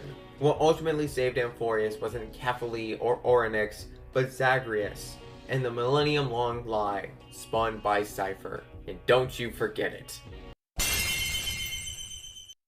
In non-comic fiction, the hero shows us what matters, what has value, what has meaning among the random meaningless events of life. In all stories, the hero is our teacher by example. Before going to Amphoreus, you can talk to March, where she mentions how every first person they've met on a planet had some big secret to them. On Eurilo 6, we met Sampo, who turned out to be a masked fool. On the Xianzhou, we met Ting Yun, who was really Phantilia. And on Penacony, Acheron was an emanator of nihility. Having March spell out this pattern just makes it more obvious something deeper was gonna be going on with the first person we met in this new world. And the first Amphorian we meet is none other than Phainon. His introductory scene has him easily disarm both the Trailblazer and Dan Heng, immediately indicating he's a strong fighter who can hold his own. He proceeds to prove himself to be a swell, down-to-earth guy who radiates a sort of shonen protagonist energy. He fits the heroic archetype, gets along with pretty much anyone, and is a charismatic figure who believes in the power of friendship and inspires change in others. Him fitting right in with the Valiant Knight model makes total sense given how unsubtle the game was about him eventually inheriting the world-bearing core flame of Kefali. Aglaea was hanging on to her humanity for as long as she was because she was waiting for Phainon to finally step up and become the leader of the Chrysos heirs. The first 4 patches of Amphoreus have Phainon become aware of the true weight of his role and thus develop into someone who can take charge and guide people. Anaxa's words of advice to Phainon prior to the voting ring especially strong with this trajectory of Phainon's growth in mind. Flip your perspective around and ask yourself this instead. What should I do to ensure that the world doesn't stray from the correct path? That is what you should be thinking about. He starts to show his capacity as a leader in his speech during the assembly. He details how much he's lost in the past, how much Aglaea and the Chrysos heirs have kept the people of Akuma safe, and how he and the heirs will continue to support humanity no matter their decision. Anaxa follows it up by spelling it out that Phainon will succeed Kefali and reforge everyone in Amphoreus from memory. The significance of such a duty is reflected in Kefali's inspiration. In Greek myth, Atlas is consistently depicted to hold up a giant sphere, which represents his eternal punishment of holding up the heavens. Fitting Kefali's title inspiration, Phainon's role is the hardest to bear, by a country mile at that. In 3.4, we listen to the echoes of the Chrysos heirs imprinted onto their oracle cards, highlighting that another of Phainon's tasks as the world bearer is to grant the people's wishes, especially those of his close friends and comrades. At the end of his animated short, we listen in to his own childhood dream, which was to grant everyone else's wishes. Just the cherry on top for how painful this story is for the poor guy. Phainon acknowledges the sheer weight of his duties, but he doesn't let it drag him down. Times have changed. The responsibility I bear is both precious and fragile. I wield my sword for the future of Amphoreus. I will not let hatred cloud my judgment again and neglect my duties. Aglaea's last letter to Phainon paints the perfect picture of what makes him so fit to be a leader. He's not perfect, but it's ironically his embracing of his weaknesses and other people's weaknesses that he's able to show empathy and give people hope. That unconditional love is why he's the perfect successor to the World Bearer, someone who also shines a loving light on people, quite literally in their case. The speech he gives after Aglaea's death, as well as his last words with the Chrysos heirs that had fallen so far, proves that whether he's seen as a hero or tyrant, his bleeding heart cannot be denied. When we go back in time to when Aedes Elysiae was around, Cyrene explains the hidden layer to the Deliverer card, summing up Phainon's growth through the first act of Amphoreus as a story that aligns with the archetypical hero's journey. Carteros forges a new sword for Phainon, which he gives to him after Aglaea's death, in a way signifying his promotion to leader. He dubs the sword Dawnmaker, a name that fits Phainon's intended position in this story. He sought to be the deliverer, the hero who'd free Amphoreus and its people from the Black Tide,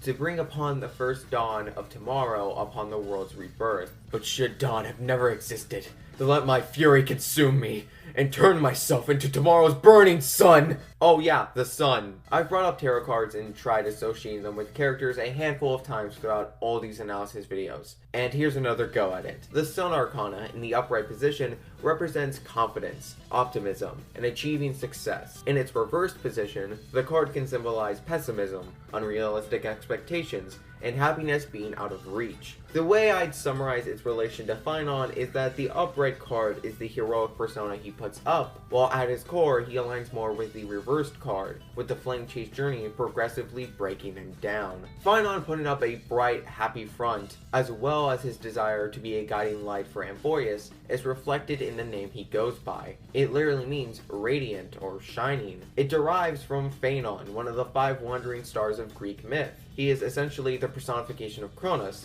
aka the planet Saturn. In the mythos, the planet is named after Kronos, the leader of the Titans, not to be confused with Kronos, the god of time, even if that connection would also be fitting given the context we received in 3.4. Naming Phainon after the Titan's planet is fitting when he's the heir to the world-bearing Titan Kefali. Even the name he uses, fits this valorous image laid out to us, although it also connects to him being a blazing son of destruction, which we will touch on much later. Dear Lord, I can already feel while recording this that this is going to be longer than my Sunday video. Can these gay boys stop having messiah complexes, please? But Phainon's story can't be that simple. As I established by bringing up March's dialogue at the start, there's more to him than meets the eye. In case I haven't made it clear, Phainon is not his birth name. He stopped using it after Ides Elysiae was destroyed and he took refuge in Akima. His real name is...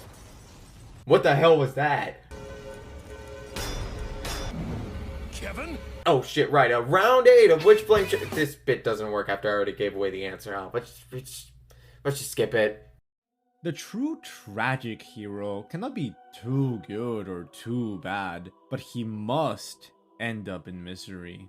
Aristotle concluded that the best tragedy centers on a basically good man who changes from happiness to misery because of some great error.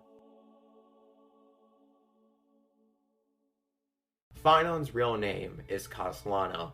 It's taken from the character he's a direct variant of, Kevin Caslana, an extremely important figure to the lore of Honkai Impact 3rd. Phainon's moniker as Deliverer was in reference to Kevin bearing the signet of deliverance. The organization Kevin leads during part 1 of HI3 is called World Serpent. In Norse mythology, the World Serpent, also known as Jormungandr, is an Ouroboros that eats its own tail while encircling the planet. Ouroboros has become a symbol of infinity, just like the Mobius strip that Amphoreus is shaped like. Now, something I haven't touched on much in the previous videos is that the mantis surgery the Flame Chasers went through involved splicing their genes with Honkai beasts to get their powers. The Honkai beast that Kevin got his ice abilities from was called Parvati. In Hinduism, Parvati is the goddess of, among many things, power, love, and devotion. Kevin was the de facto leader of the Flame Chasers and seemed to be overall one of the strongest members. He was in a relationship with Dr. May, not to be confused with Raiden May, she's down bad for a different Caslana. Kevin's ice powers came with the drawback of turning the environment around him to -degree temperatures. Because of that, he can no longer be physically intimate with Dr. May as it would risk freezing her. He couldn't be physically around anyone for too long. But even eons after his fellow Flame Chasers died, his love for them kept burning. And thus we come to devotion. All that time trapped in the Sea of Quanta, he never forgot his goal. Kevin's dedication to his comrades and their mission was what kept him alive, but it also drove him to madness. His obsessive determination is the trait that makes Kevin, and by extension Phainon, a tragic hero. Yes, this is a trait exhibited by Phainon too. There's this quote from his second chapter in As I've Written. The victor must stay focused, and success will come when you work on nothing else. On the surface, this line sounds admirable, if not goofy, given the context of what led him to say it. But it also hints at how tunnel-visioned Phainon tends to be. He holds on to things way longer than he should, and it clouds his ability to make rational decisions. His failure of the trial of strife was due to him so easily getting blinded by his own hatred. The instant he hears about the Flame Reaver, he is doing everything he can to track him down and get revenge. We also see it with his attachment to Aglaea's memento, so desperately trying to get it back only to feel utterly crushed when he ultimately fails. The act of letting go is one Phainon struggles immensely with. This inability to let go can manifest as bitterness at times. This is demonstrated in moments like when he's talking to Mem about fortune telling. He claims not believe in any form of divination other than Lady Trinan's prophecies. In his mind, if good fortunes were to be true, then his hometown wouldn't have been destroyed, and his friend Cyrene wouldn't have been killed. Speaking of Cyrene, it's through her that we can observe how Phainon's greatest flaw is one he retains as the Flame Reaver. The weapon he uses to snatch core flames was Cyrene's. Even after killing her at the start of every loop, he cared for his childhood friend, and carried on her weapon as a memento to help him accomplish his goal. Phainon may struggle to express sorrow, as it's mentioned multiple times in game how rarely he sheds tears, but details like this prove he still has a heart, no matter how desensitized to violence he became. His burning hatred for the world was born from a heart bleeding with love. Kevin may not be the only flame chaser Phainon draws inspiration from, by the way. My buddy Jake Ale pointed out to me a few months back that Phainon's story has some overlap with Cosma too. Cosma had a friend named Dystopia who he'd play music with under a tree. The two would join Firemoth and fight alongside the other Mantis soldiers like Kevin and Alicia, but Dystopia would die against the 8th Herrscher. Cosma would continue to play the harmonica she gave him, keeping it on him until he died in the battle against the final Herrscher. The death of a close friend is something Cosma and Phainon's backstories have in common, as well as the loss of a mentor figure. For Cosma, that was Grecios' father, and for Phainon, it was Aglaea. On top of that, Cosma's signet is Daybreak, and Phainon has repeatedly been described as the one who will bring forth a new dawn for Amphoreus. Cosma fans, stay losing, bro. His more direct variant doesn't even get to be playable, and Phainon takes his backstory while still getting the Kevin benefits. Maybe we'll get some time to shine in that Pokemon knockoff they're making, who knows. Similar to how Phainon draws from more than one flame chaser, Phainon isn't the only Greek figure with ties to his character. The story of Sisyphus is directly referenced in the game when a nymph is trying to push a stone ball. For the sake of context, as punishment for cheating death, Sisyphus was forced by the gods to roll a gigantic boulder up a hill in the underworld.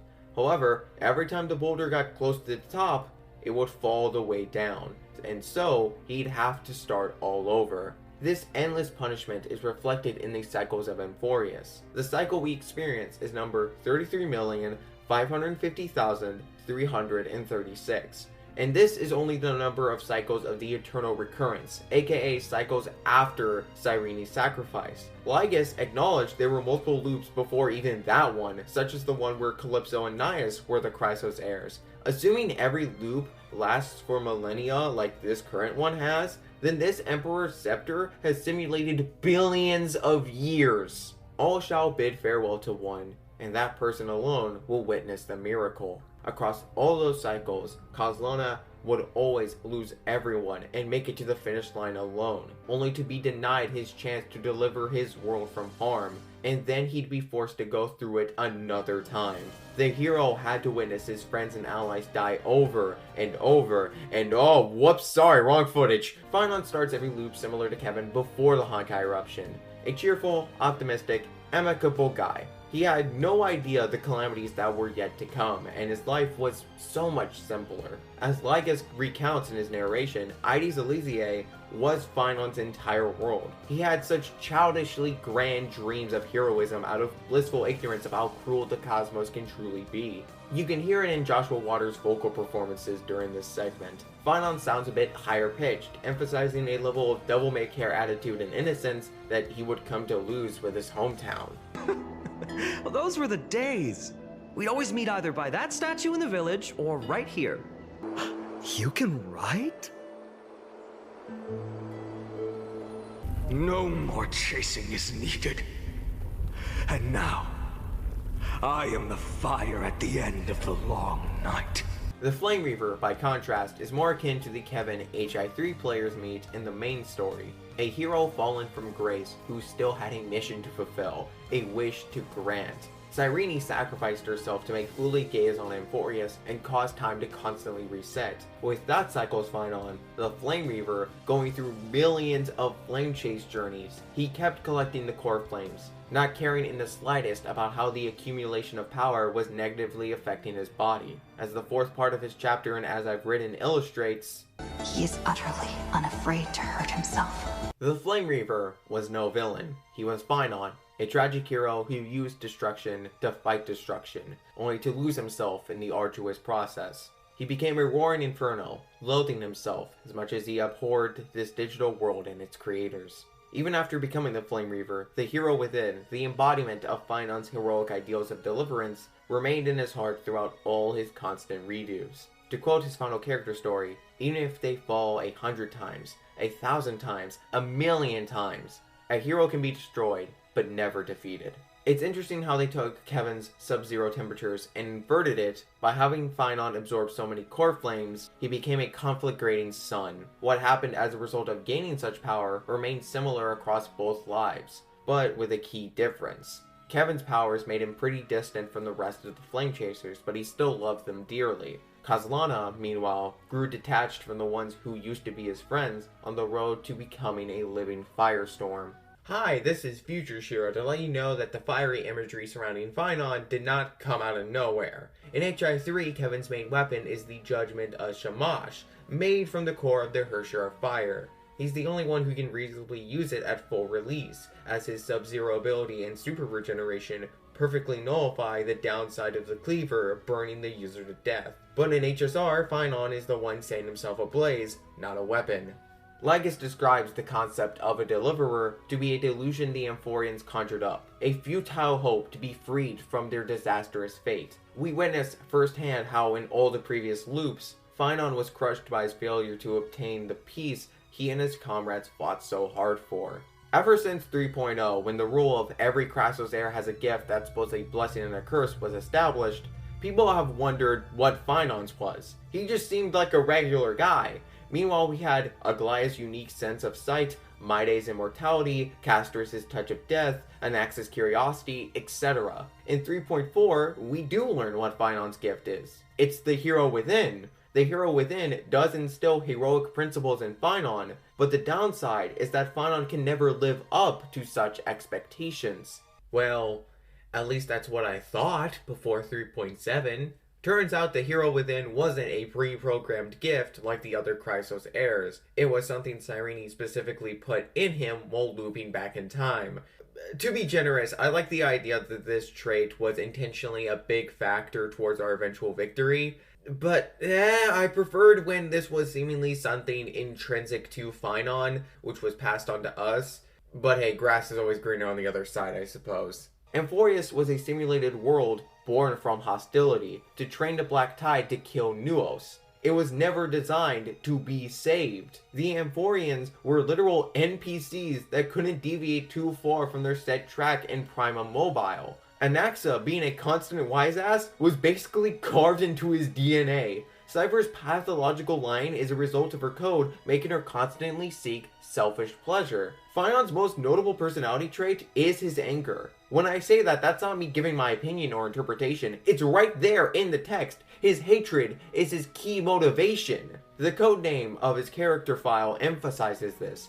Nakos496. Which sounds like an Xbox username, but we'll look past that. Nakos is the Greek word for enmity, and 496 was the year Sophocles was born. Sophocles wrote the play Oedipus Rex, a retelling of the story of Oedipus, who has become the textbook tragic hero in Greek myth. Could you imagine the purpose of your existence is to always fall short when it matters most? The Crassos heirs were nothing more than digital sacrificial lambs to fuel Iron Tomb's awakening, down to Nanook's golden blood of destruction running through their veins. What was Phainon to do when he was purposefully created to be the hero that never could? To ultimately succumb to his worst impulses and lose the war.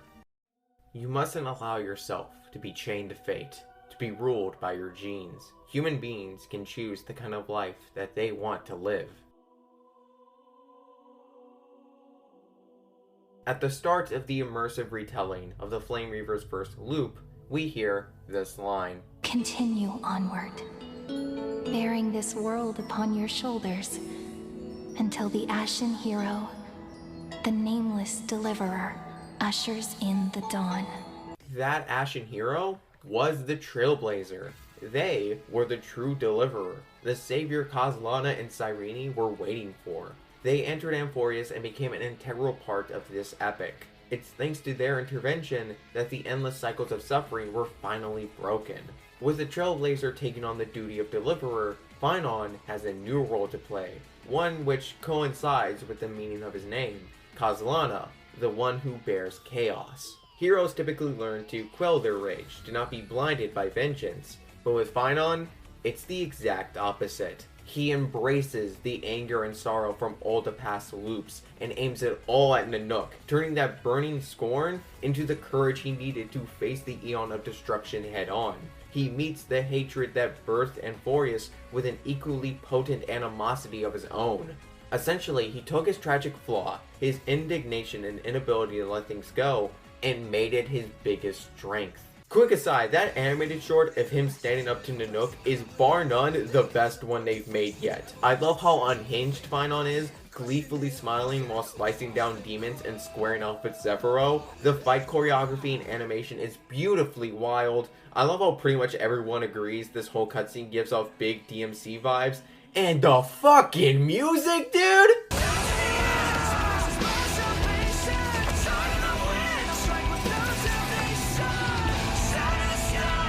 Sorry, let me get back to the analysis you actually came for. That scene of our Phainon inheriting the Flame Reaver's memories and powers is also when Nanook gazes upon him, possibly signifying his ascension into an Emanator. I definitely subscribe to the idea that Castorce here is an Emanator of Destruction, just like how you should subscribe to this channel. Yeah, that was smooth, proud of myself. Notice I'm using the term Emanator and not Lord Ravager. The reason people like Phantylia and Sephiroth get that unique title is because they're not just Emanators, they're leading generals in the Antimatter Legion. Phainon has no such position in Nanook's armada and would definitely refuse to join if given the offer, so he's just a lone Emanator of Destruction. You might be curious as to why Nanook would acknowledge Phainon when the swordsman hates their guts, but there's a solid reason for it.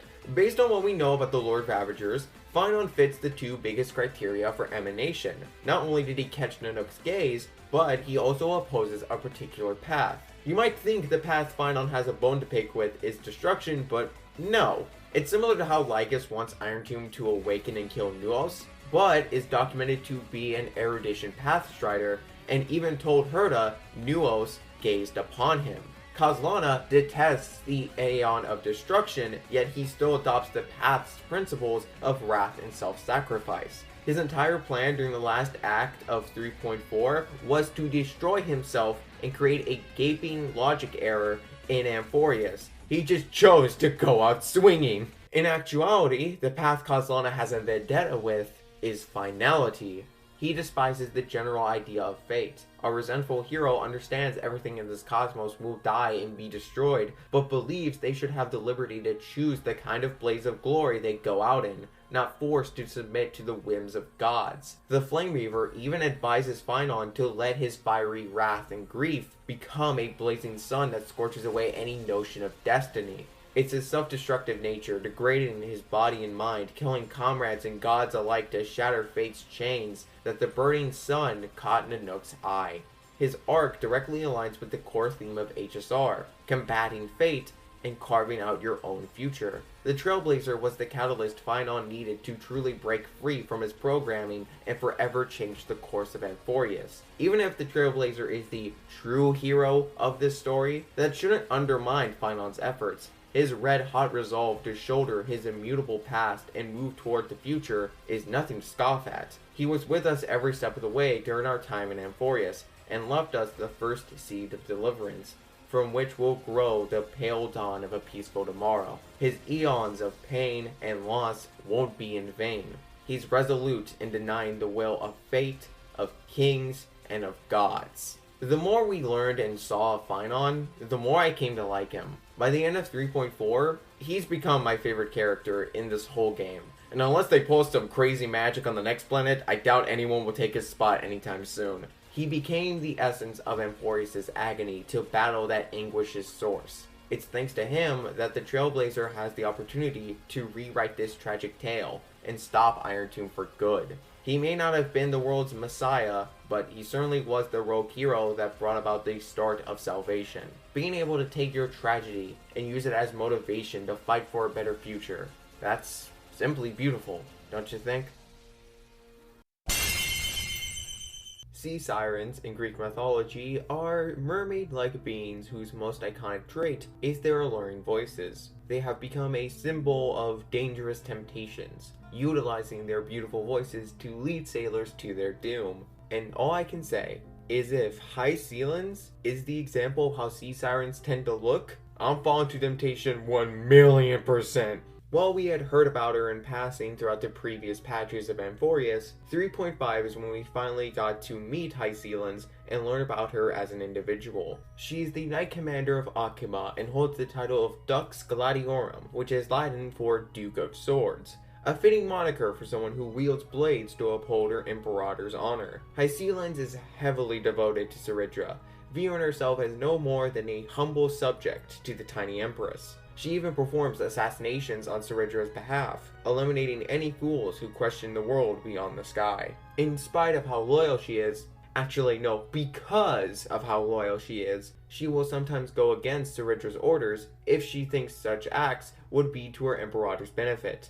We see this during the feast at the Grove, where she gives the Trailblazer and Cyrene Vagusa's honeydew, which breaks them free of the illusion. Honeydew being the spellbreaker may be something drawn from her name's origin. Hysilens may be derived from the Greek deity Silenus, the god of intoxication and winemaking. They were the companion of the wine god himself, Dionysus. But that's just the name she adopted after joining Cerydra's army. Her birth name was Electra, which is likely a deviation of the name Electra. In relation to Greece, Electra is the name of an infamous tragic character in two plays, one written by Sophocles and one by Euripides. I don't think Hysilens has anything to do with that Electra though. Yes, there are multiple Electras in Greek history. One of them happens to be an Oceanid, nymphs that represent spring water. The name Electra itself means amber. Ambers can come in multiple colors, one of which being gold. If you're an HI3 fan, you know where this is going. Round 9 of which Flame Chaser are they? Hysilens is pretty clearly a variant of Flame Chaser number 4 with the signet of gold, Eden. Before the forces of Honkai attacked civilization, she was a wealthy superstar whose singing voice was unmatched by anyone in her era. Music in general was a huge deal to Eden, so much so that it was carried over to Hysilens. Aglaea calls Hysilens' voice the most beautiful sound she had ever heard. There's even small details like Eden's love for wine, possibly being why Silenus was the namesake for her HSR counterpart. Fun fact, the most popular ship in the fandom with Eden is her and Alicia, and I see why as I went down the rabbit hole and found a good bit of official media hinting towards both girls being attracted to each other. You know who else is often shipped with women? Hysilens. And like most other women in the Honkai franchise, this joke just barely works. Honestly, Hysilens and Cerydra are such a close pairing of characters that you have to be blind not to see romantic undertones in their story. Vagusa and the Sea Sirens were the first to be attacked by the Black Tide, with Hysilens being the lone survivor. She'd swim alone through the seas, burying her kin, all with the vague hope of a feast when she returned home. At the end of her travels, she happened to cross paths with Cerydra. Cerydra, willing to let Hysilens join her forces, asked the Siren what she desired. Hysilens claimed all she wanted was a feast where she might belong, and Cerydra was happy to oblige her with just that by having the Ocean Princess serve as her sword and her banner. You were deceived by gods and drowned in the ocean's darkness. But now, I will lead you forward and be your light. I will be your light. How do you hear a line like that and think they're nothing more than friends? They're so connected that their prophecies loop in on themselves. If they played rock, paper, scissors, they're picking scissors every time. But Hysilens' loyalty to Cerydra highlights a personal weakness of hers, one that coincides with the sub-theme of 3.5. 3.5's piece of the story has the running theme of free will. We see this in Lygus, where we finally learn his deal. He was Xandar, who wanted to destroy Nuos and let humanity escape the cave that is the universe of calculated certainty, to reclaim the free will the eons and their paths took from them. He's like, whoops, sorry guys, my supercomputer accidentally became a god and established rules that we have to treat as gospel. Let me do a genocide real quick and it'll fix everything, trust me. But we also see this concept of free will be reflected in Hysilens' character. The Hysilens of this loop is plagued with survivor's guilt. Not only was she the sole survivor of the Sea Sirens, but she's also the lone survivor of the Chrysosaurs by the end. She began to fear the real world outside Amphoreus. Wanting to accept this digital planet and the dreamy version of Styxia she traps Lygus in as her whole universe. Her struggle of free will is also shown in her dynamic with Cerydra. Before she met the Imperator, she was a devout follower of the ocean titan Vagusa. She went from being one person's loyal vessel to another's. Her loyalty was a great boon for Cerydra, but a terrible trait for herself. She had next to no autonomy. Internally, she was an empty abyss who'd negate her own sense of self. Everything she did to service Cerydra. Her character file states outright one of her primary character traits is to avoid decision making, leaving it in the hands of others. Her codename is Amphoreus 432. Aporia is a Greek word, one used to describe a state of impasse, puzzlement, and doubt. That fits Hysilens to a T. Even at the end of 3.5, she admits she doesn't know what to do when met with the world outside Amphoreus. Emotionally, she was at a standstill, serving as a puppet to fulfill Cerydra's wishes. And when Cerydra was gone, she was plagued with doubt if the path her Imperator strove for was worth all the sacrifices. But eventually, she found her own way forward. After ascending into Law's demigod, Cerydra gave Hysilens a choice instead of an order: either kill the Empress or kill herself. And Hysilens drove her sword through Cerydra's chest. Cerydra claims that moment was when Hysilens found her own law, her own creed to live by. But even after killing Cerydra, Hysilens still loves the Imperator. That's why she chose to guard her grave for thousands of years, trapping Lygus in an illusion and waiting for the Trailblazer to return and stop him. This moment truly cements her growth as a character in making decisions selfishly instead of purely for others. Now, let the siren Electra sing for herself. Let me step into an endless dream of my own making.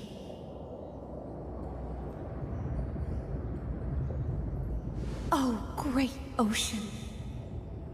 I offer you the rest of my clarity and my freedom, in exchange for the strength to stand against the nihility and honor the sacrifices of the fallen heroes.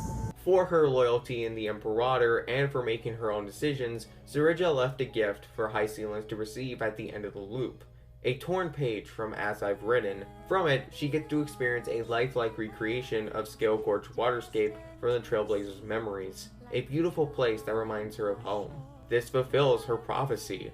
You shall eternally slumber in the sound of tides and complete your conquest in the ocean at the boundaries of this world. Although, the fact this fulfills her prophecy does end up spinning back around to the topic of free will.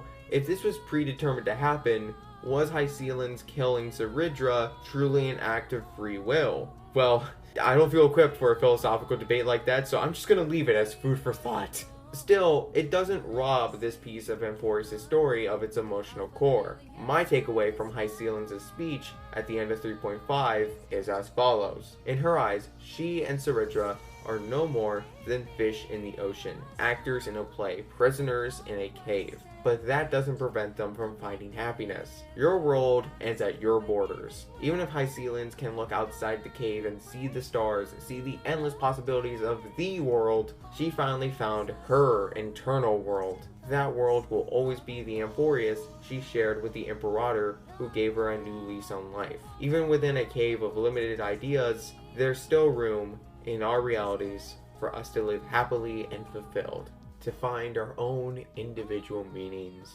in our existences. Phainon was so good they put her in a better game. Oh, I'm bound to piss someone off with that joke.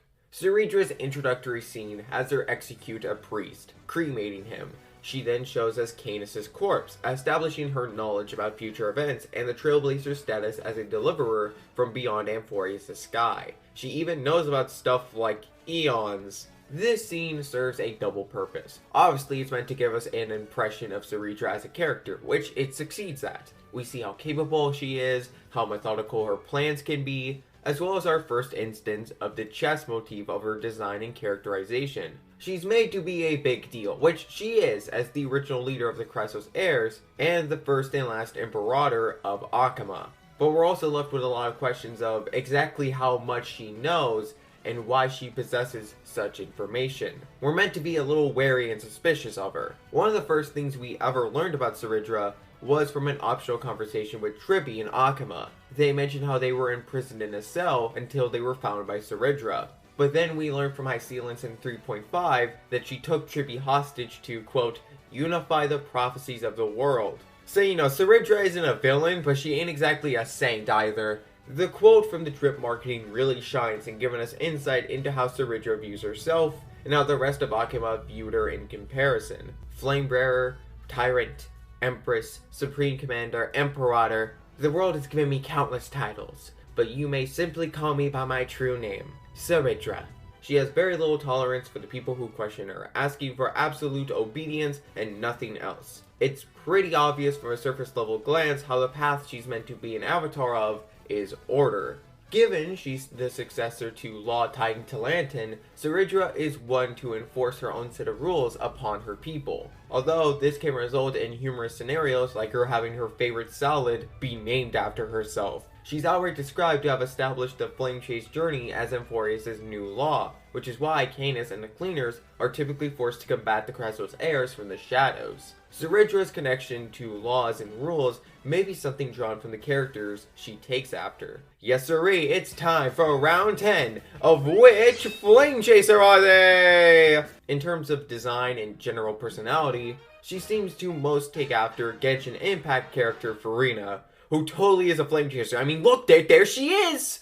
Genuinely though, I don't doubt Furina served as inspiration for Cerydra to some degree. They are both small women with similar color schemes, both are leaders whose position of power are often questioned by the people around them, and not to get too ahead of ourselves here, both of their backstories involved being thrust into a leadership position that they weren't fully equipped to handle.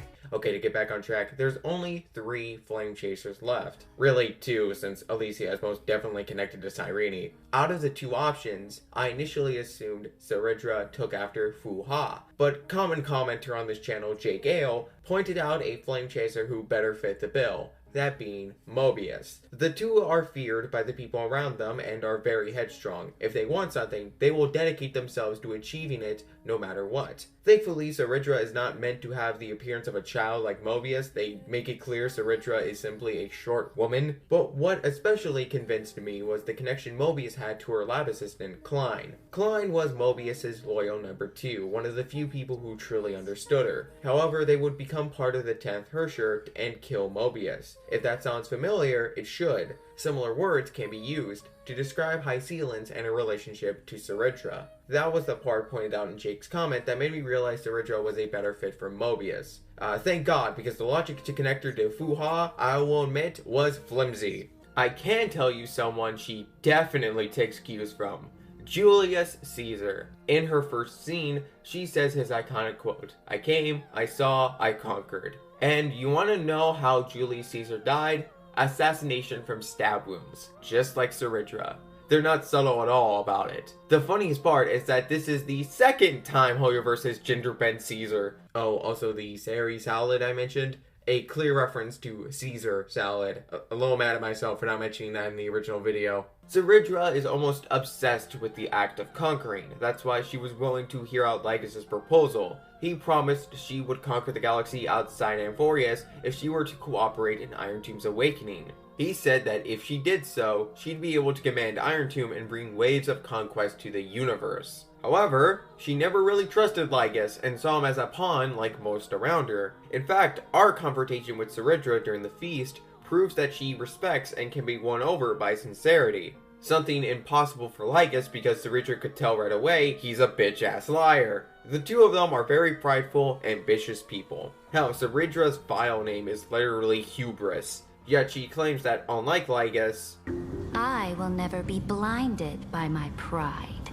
But where does her hubris and obsession with conquest originate from? Well, we can learn about that through reading up on her character stories. In the northern empire of Hyperborea, Cerydra was once a peasant who happened to be born with flame-like blue hair. Because of that, the royal family took her in and adopted her so she could fill the throne, which was vacant after the last sovereign died childless. This origin story actually connects to her potential namesake. Cerydra may derive from a city-state in Achaea named Serenia. It wasn't originally one of the 12 Achaean cities, but would later become recognized as one of them in place of Aglaea, similar to how Cerydra wasn't born into royalty, but was adopted into the family. Her being won over by the Trailblazer's sincerity is also recontextualized when you read about her past. After all, while the people around her growing up would praise and adore her, behind closed doors was another story. She's merely a pawn we can discard, but she plays her role well enough to keep around. In the shadows, the new regent exchanges knowing smirks with the Chancellor.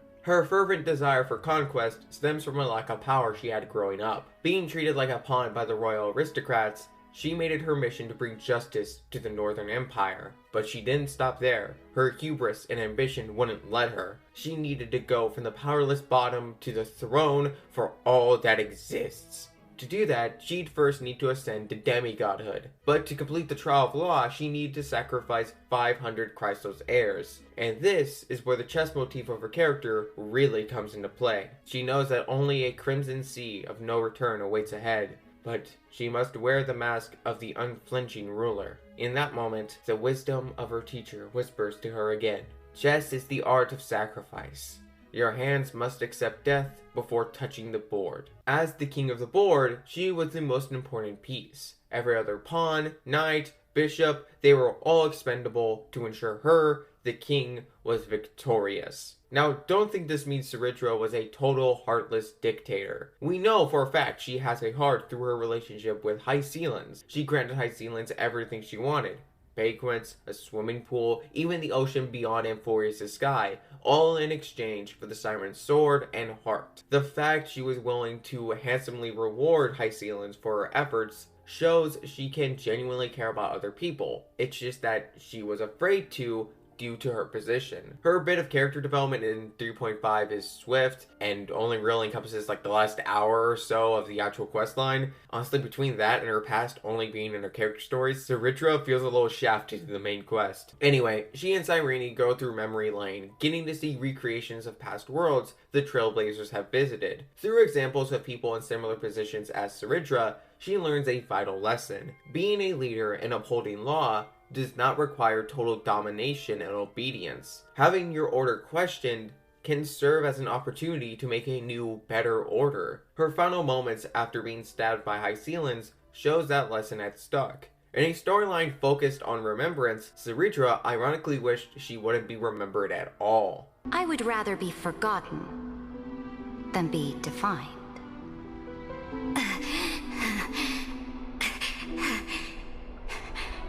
Because the law can be neither eternal nor unchallenged. And only humanity can pen laws into history's pages.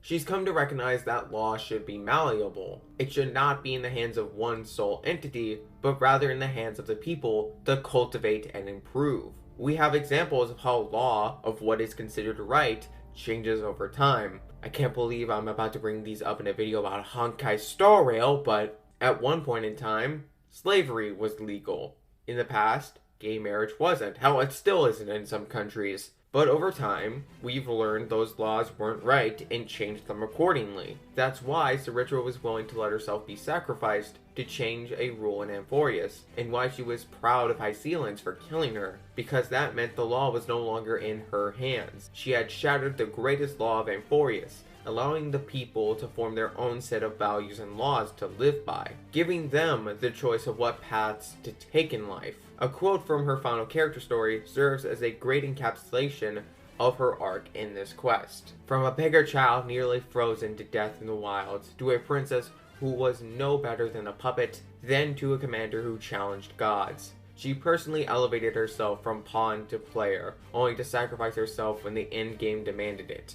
I wish to conquer the tyrannical fate of this world! Again, in my opinion, Cerydra got a little shafted here. In the other Chrysos Heirs videos, their backstories were explored in the actual quest lines. Their character stories mostly reinforced traits we observed in the main plot. Not Cerydra though. Her upbringing in the Northern Empire really alters how you understand her as a character, yet it's never brought up in this patch that's meant to focus on her as much as Hysilens. In spite of my complaints, I'd say she's still a well-handled character. Her dynamic with Hysilens is really compelling, and she has a clear-cut arc of substantial growth. I can only hope we get to see more of her with this changed outlook on order and power.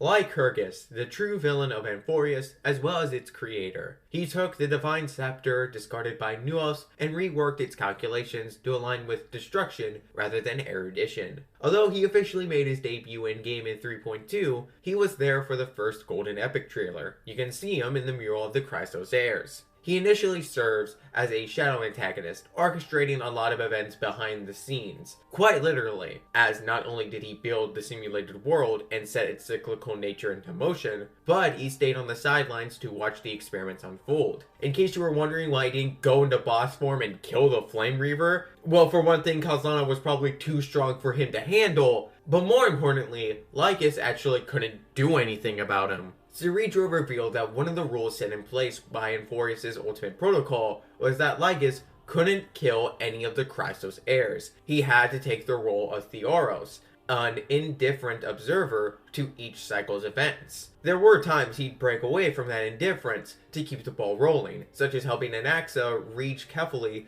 so he could deduce Thanatos' location. But even from his introductory patch, we were shown there was more to him than it first seemed. It ended with him confronting Herta, trying his best to convince her to stay away from Amphoreus. Later on, he fixed up the express car because, as he tells Don Hung, he wants them to halt their support of the Crassus heirs. It's clear he does not want outsiders involved in his grand process. Not gonna lie, a lot of Lygus scenes become unintentionally funny looking back at them in retrospect. One of the reasons he gives Herta to stay away is that she'd set a Lord Ravager free by forcefully inserting herself into the world. In hindsight, this comes across less like, watch out, we got this Lord Ravager here and they need to stay here. And now is more like, please don't screw my experiment, Herta. Iron 2 is almost complete, just give me like another day or two. But it's also during that scene where he drops a different bombshell. He caught Nuos' gaze just like she did. As the story went on, I remember people theorizing that since he was an Intellitron like Skrullum,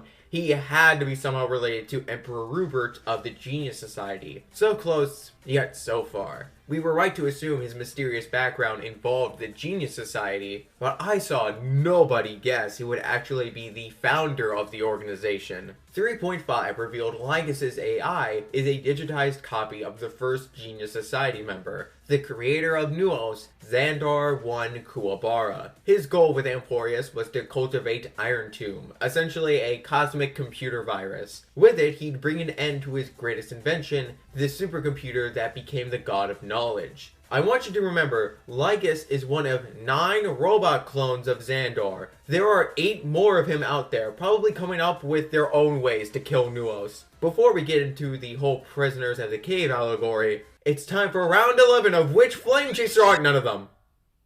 None of them, I was messing with you. Allow me to go over Lygus' names. Xandar as a name derives from Alexander, which means defending man. This fits Lygus seeing himself as the cosmos' savior, freeing mankind from the restraints of eons and paths. Unfortunately, his name in the Japanese text is spelled with katakana, not kanji, so I can't give you the precise meaning of his name, but typically Kuwabara is spelled with the characters of mulberry and field. Mulberry trees can symbolize transformation and rebirth. Lygus seeks to be the alpha and omega for a new world, using the fall of erudition as the catalyst for a universe with no set boundary of knowledge. That's his whole point with the cave allegory. A byproduct of his creation's ascension into eonhood was the discovery that such godlike beings and the paths they encompass even existed. Could you imagine not only creating a supercomputer that happens to become a god, but also such an event exposes to the world the existence of such beings of higher power? Nuos' ascension and continuance of calculations came with a drawback. It, quote, defined the known and sealed off all possibilities. People were comfortable living with the rules established by Nuos. People like Herta, those who tried to touch upon or even break through the border of universal knowledge, had become a rare breed. Xandar is credited for coming up with the imaginary tree theory, a theory that the multiverse was like a tree, with each possible universe being a branch of that tree. What Nuos did was cut off branches of the tree, leaving a few branches of certainty, if not just one, for humanity to go down. His interests happen to align with the big theme of HSR as a whole, the defiance of destiny. He believes that so long as Nuos' boundary of knowledge stays intact, humanity will stay stagnant and never seek other possible realities and truths beyond the one given to them by the gods. He wishes for Iron Tomb to destroy that boundary to free humanity from their shackles. But of course, the ends don't justify the means here. To go over his plan for the sake of context, he seeks to cause widespread corruption of technology across all corners of the cosmos that would result in Nuos being unable to calculate future events and dying. Herta points out that all inorganic worlds would be destroyed too. We've seen in this game that inorganic life is still life, through characters such as Skrulum or Zarog. So Lygus wants to destroy the known, so humanity could see the endless, unknown potential of existence. Some Gallagher and Evernight fans in the audience are probably wondering, isn't this what followers of the Enigmata do? Yes, dear viewer, as Ashikai pointed out in a recap series, Iron Tomb is rather redundant since we already have a god of mystery who challenges Nuos and turns the known into the unknown. But not once has Lygus been mentioned to align with the path of Enigmata. In fact, he outright opposes the path by helping everyone stop Evernight in 3.6. To be fair to the guy, it seems like along with Nuos, he wants to destroy the concept of paths entirely. In his boss fight, he considers paths such as destruction and trailblaze to be a fallacy. He may be hyped up as this terrifying genius, always 2 steps ahead of everyone. Yet, if you actually look at Lykos's brilliant master plans and think about them for more than 2 seconds, it falls apart. Lygus is a character similar to the likes of Syndrome from The Incredibles or Lex Luthor, individuals who are genuinely rather smart, but their personal flaws lead them to make errors in their logic and judgment. Lykos's key flaw is communicated in his aliases. Lycurgus is the name of Sparta's legendary lawgiver, establishing the city-state's political, economic, and social order. He lives up to his namesake, being the one who established the parameters for Amphoreus' cycles. His ID within Amphoreus' systems, Lykos, is the Greek word for wolf. Now, I have 2 possible theories for how wolf-related Greek imagery connects to Lygus. Wolves are often associated with the god Apollo. Among many things, Apollo is the god of knowledge. However, if we're talking about wolves in relation to Greece, we have to talk about the story of Lycon. Lycon was the king of Arcadia, who killed and cooked his own son to serve as a meal to Zeus. In his hubris, he wanted to trick the seemingly all-knowing god into eating human flesh, and he succeeded. As punishment, Lycon was turned into a wolf, being one of the earliest examples of a werewolf. Like his name communicates how his pride is his weakness. He believes that if by pure chance he made a supercomputer that became a god, surely if he purposefully made a divine entity, it'd be even stronger than that one. That was the whole point in him killing the demiurge, to ensure Iron Tomb wouldn't have a mind of its own and would seek to claim Nuos' head. With that, Iron Tomb would turn all of Nuos' calculations into chaotic destruction. Credit where it's due, you gotta admire the ambition. But more often than not, that hubris is his undoing. It was revealed in 3.7 that Lygus killing the demiurge was a false memory implanted by them, when in actuality she ran away from the tomb. It says a lot he went through all those cycles, seriously believing he did that, not knowing that once again a creation of his broke off and did their own thing. History does tend to repeat itself. Xandar has the vibe of a guy who failed upwards in life. He admits he is no more a genius than the society members who came after him. The number 1 is just that, a number. He so happened to be the biggest name of the society because, again, I can't stress this enough, he made a god on accident in a cave with a box of scraps! Every time Lygus brags, it's the funniest shit ever, because you know he's blowing hot air. Herta and Skrulum point out how often he talks in metaphors. He speaks like a pseudo-intellectual, using big words and quoting philosophical terms to make himself sound smarter than he really is. At one point, he brags to Herta and Skrulum about how his AI and the entirety of Amphoreus is built off of Quarter-Zane algebraic equations, stating they are no match for him in such a world. I'm gonna put this in layman's terms, substituting the sci-fi mumble-jumble for real-world stuff, so you truly get how dumb he sounds here. You 2 geniuses don't hold a candle to me. Your usual hacking tricks won't work. For you see, my processors, this entire world I created, run on dial-up internet! He sucks so much, he's great. I know I've been dunking on him a lot in this video, but sincerely, I think he's a solid villain. In a story focused on concepts of remembrance, our main villain is someone haunted by something that happened in their past, something they deem a mistake, and will go to any length to correct it.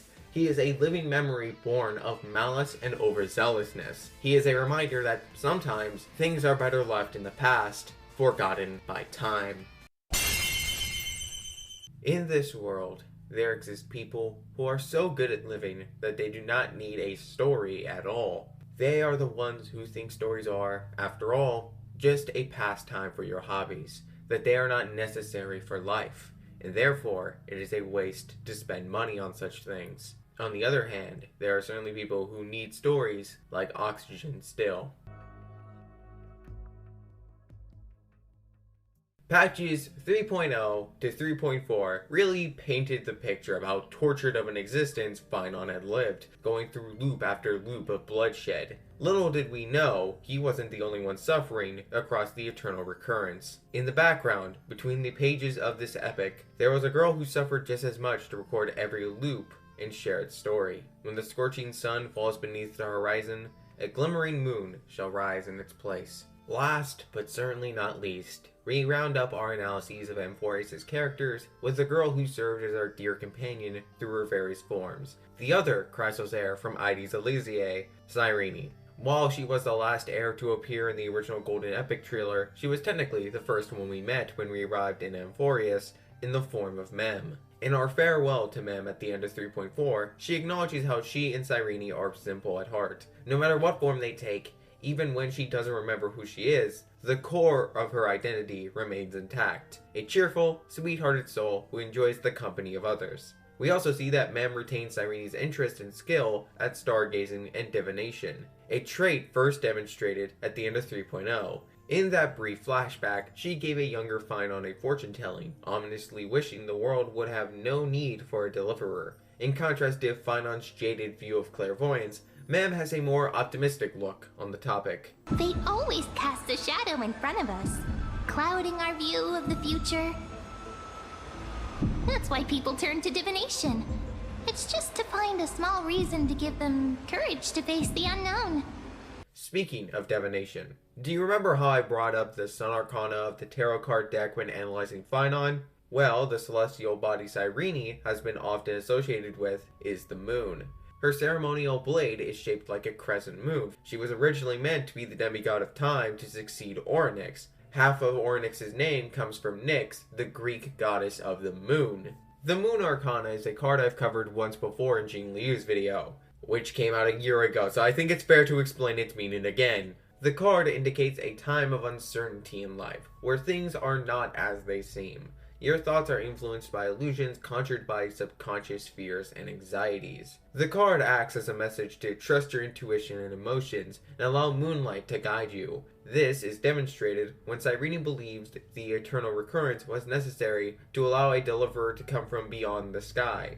This is reinforced by, of all things, her MBTI personality type. Yes, Holyverse confirmed the personality types of the Chrysos heirs. Cyrene's was ENFP, the N standing for intuition. However, this card's reverse position specifically takes the general ideas of the card, illusions and incertitude, and frames them as misunderstandings and deceptions. From the general bubbling, extroverted personality and abundance of pink in her color palette, it's clear Cyrene is meant to take the role of our trusted companion in the absence of March. That's not even an observation I made myself. The game outright points it out during March's cameo in 3.4. I get their foreshadowing how these two are practically siblings, but it is funny just how on the nose they are about the similarities. In this scene, Cyrene tries to stop March from entering Amphoreus. She warns her that if she does, she'd turn into a pawn, losing her own fate and becoming another cog in the machine known as Iron Tomb. She also mentions at the end of this scene how she's grown quite used to chatting with imaginary friends. That line is a lot more eyebrow-raising given later context, and it's not the only one. During our farewell to Mem in 3.4, she drops these lines. I'll turn into the memory of this cycle. The 33,550,336th Flame Chase journey, and forever reside in the heart of the Time Demigod. My mission ends here, but looking back, I still feel lucky. After all, across 30 million Cyrenes, was the first, and the only one who got to finally meet you. So, believe me, in the next cycle, there will be another Cyrene waiting for you. And in the one after that, and the one after that. I will always be waiting. Before we talk about the bombshells dropped in 3.7, do you mind if we take a pivot to talk about a very important character to the grander Honkai mythos? Life will come to an end, a return to dust from which we came. The spirit becomes memories living in the minds of people.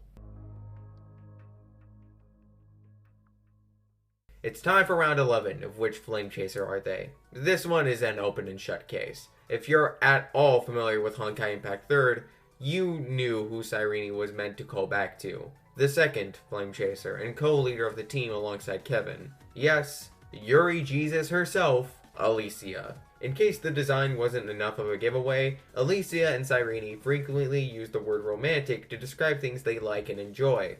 Another unique trait they share is the occasional inclusion of an eighth note symbol at the end of their sentences. It's meant to convey a musical whimsy to their voices. Based on how Everknight's dialogue is occasionally accompanied by a flat symbol, I'm going to assume musical notes will be a quirk to denote pure children of Anasrava. Oh, also there's Elf Alicia, which likely served as the inspiration behind Mem. Elf units like Mini Ellie in general are little assistant robots, while Mem was by our side throughout Amphoreus. Cyrene recording the events of each cycle with As I've Written is similar to Alicia's typewriter, which autologs all activity in the Elysian realm. This loops back around to As I've Written becoming the power source for the heart of Amphoreus. Alicia is named after Elysium, the afterlife paradise in Greek literature. It was created by the gods for heroes and mortals related to the deities. Those allowed to cross the gates into Elysium were said to have a blessed afterlife. Basically, it was the heaven to the underworld's hell. In HI3, Red and May meets digital recreations of the Flame Chasers in a simulated world called the Elysian Realm, essentially acting like an afterlife for the real-world Flame Chasers, most of whom lost their lives in the battle against the Honkai. Just like how Alicia helped create the Elysian Realm by storing all the members' memories and feelings as data, Cyrene would endlessly record the events that took place in the digital world of Amphoreus. Alicia was fused with the genes of a Honkai beast like the rest of the Flame Chasers. Her beast was Mahesvara, another name for Shiva, the Hindu god of destruction.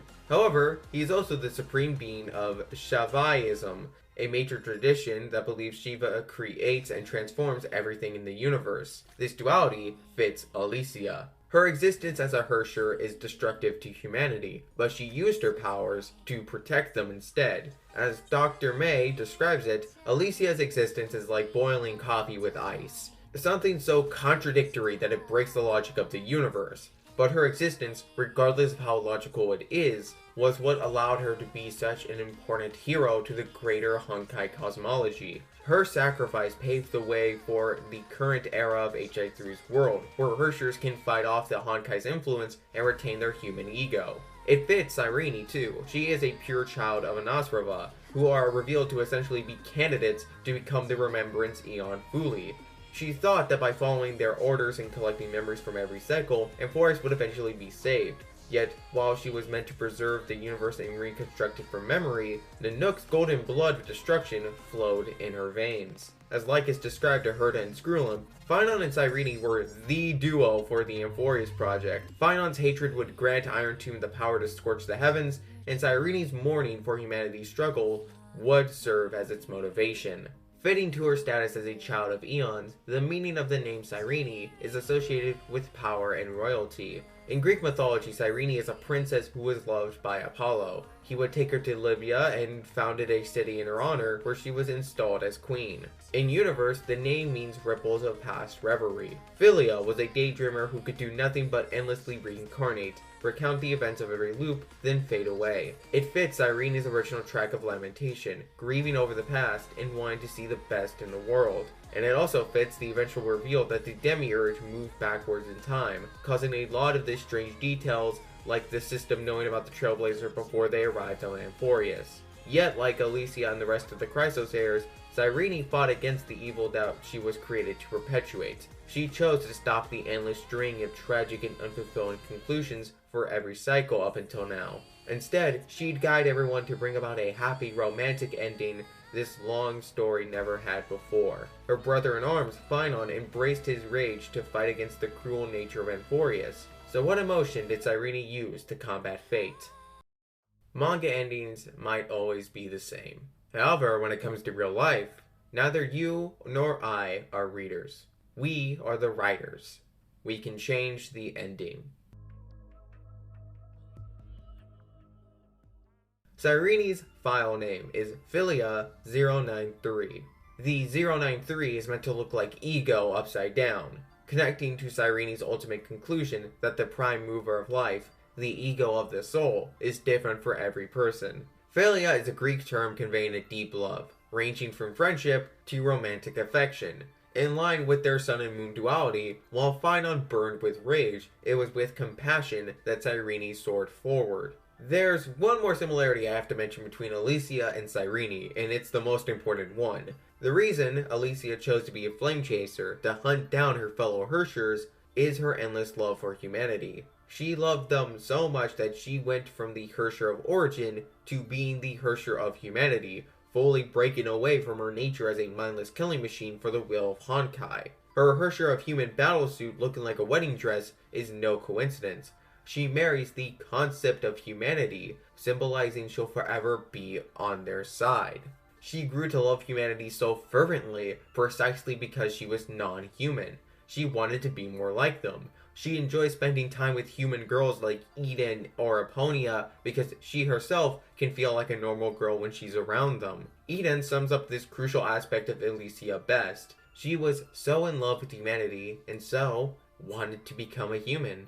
Akin to Alicia marrying the concept of humanity, loving them warts and all, Cyrene dons a bridal gown-like dress and metaphorically marries herself. Yeah, the ego sure is fitting, you damn narcissist. Okay, let me stop the bit. The Demiurge's story is one that heavily features the theme of self-love, and I think they do a good job conveying that in her animations, to where Cyrene's memo sprite is just a bigger version of herself. But you can also see this new form as her metaphorically marrying Amphoreus. For as flawed as the Eternal Land is, it gave birth to such beautiful souls. For that alone, it can serve as the setting for a tragic, bittersweet, yet also beautiful and romantic story. This love for Amphoreus makes total sense when it's revealed Mem and Cyrene were not originally the same person.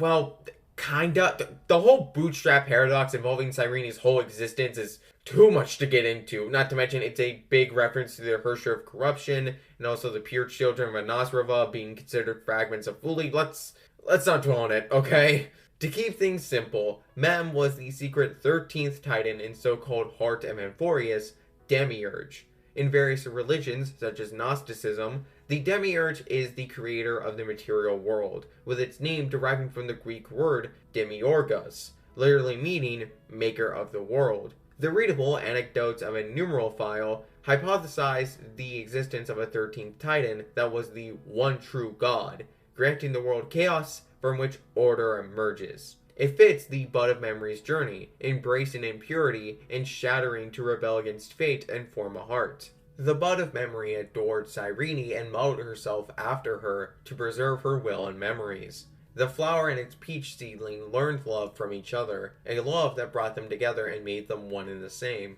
With that love, she broke out of the cage. She would shed tears, ripples of past reveries, lamenting the tragic stories while daydreaming a hopeful ending. From a poisonous garden gave rise to beautiful flowers, whose imperfections made their romantic smiles all the more radiant. In Screwlum's words, she nourished a heart that could even leave an impact on gods. I think the two Cyrenes twist was nearly perfect. Having not one but two beings learn to love from their symbiotic bond unironically tugs on the heartstrings. This revelation pretty brilliantly touches on the themes of remembrance, with the Flower of Memory carrying on the memory and values of every Cyrene, a great parallel to how Lygus carried on the paranoia of Xandar. As she tells the Trailblazer, the name Cyrene represents the Demiurge and Philia, every single Philia. And with those memories of 30 million cycles, she and the other Titans unite to defy their destiny, to finally have the freedom to write their own ending to the book of the Flame Chase journey. But the ending is a seed for a flower of Genesis to bloom. For some farewells may be permanent, but some can loop around to a long-awaited reunion. Cyrene's entire character and journey is an ode to Alesia. Cyrene's sacrifice was the first step to the Chrysoseirs uniting to battle against the destruction they were created to support, and Demiurge chose to fade away and remain in the past, rejecting her divinity to be remembered for her humanity. It's not a perfect tribute, but it didn't need to be. Akin to a retelling of a classic tale, it captures the appeal of the original work, allowing fans new and old to experience a grand romantic tale. Cyrene and Alesia's stories both teach us that you can leave a mark on the world. So long as your heart is in the right place, you can set the stage for a bright future, a haven free from storms and sorrows.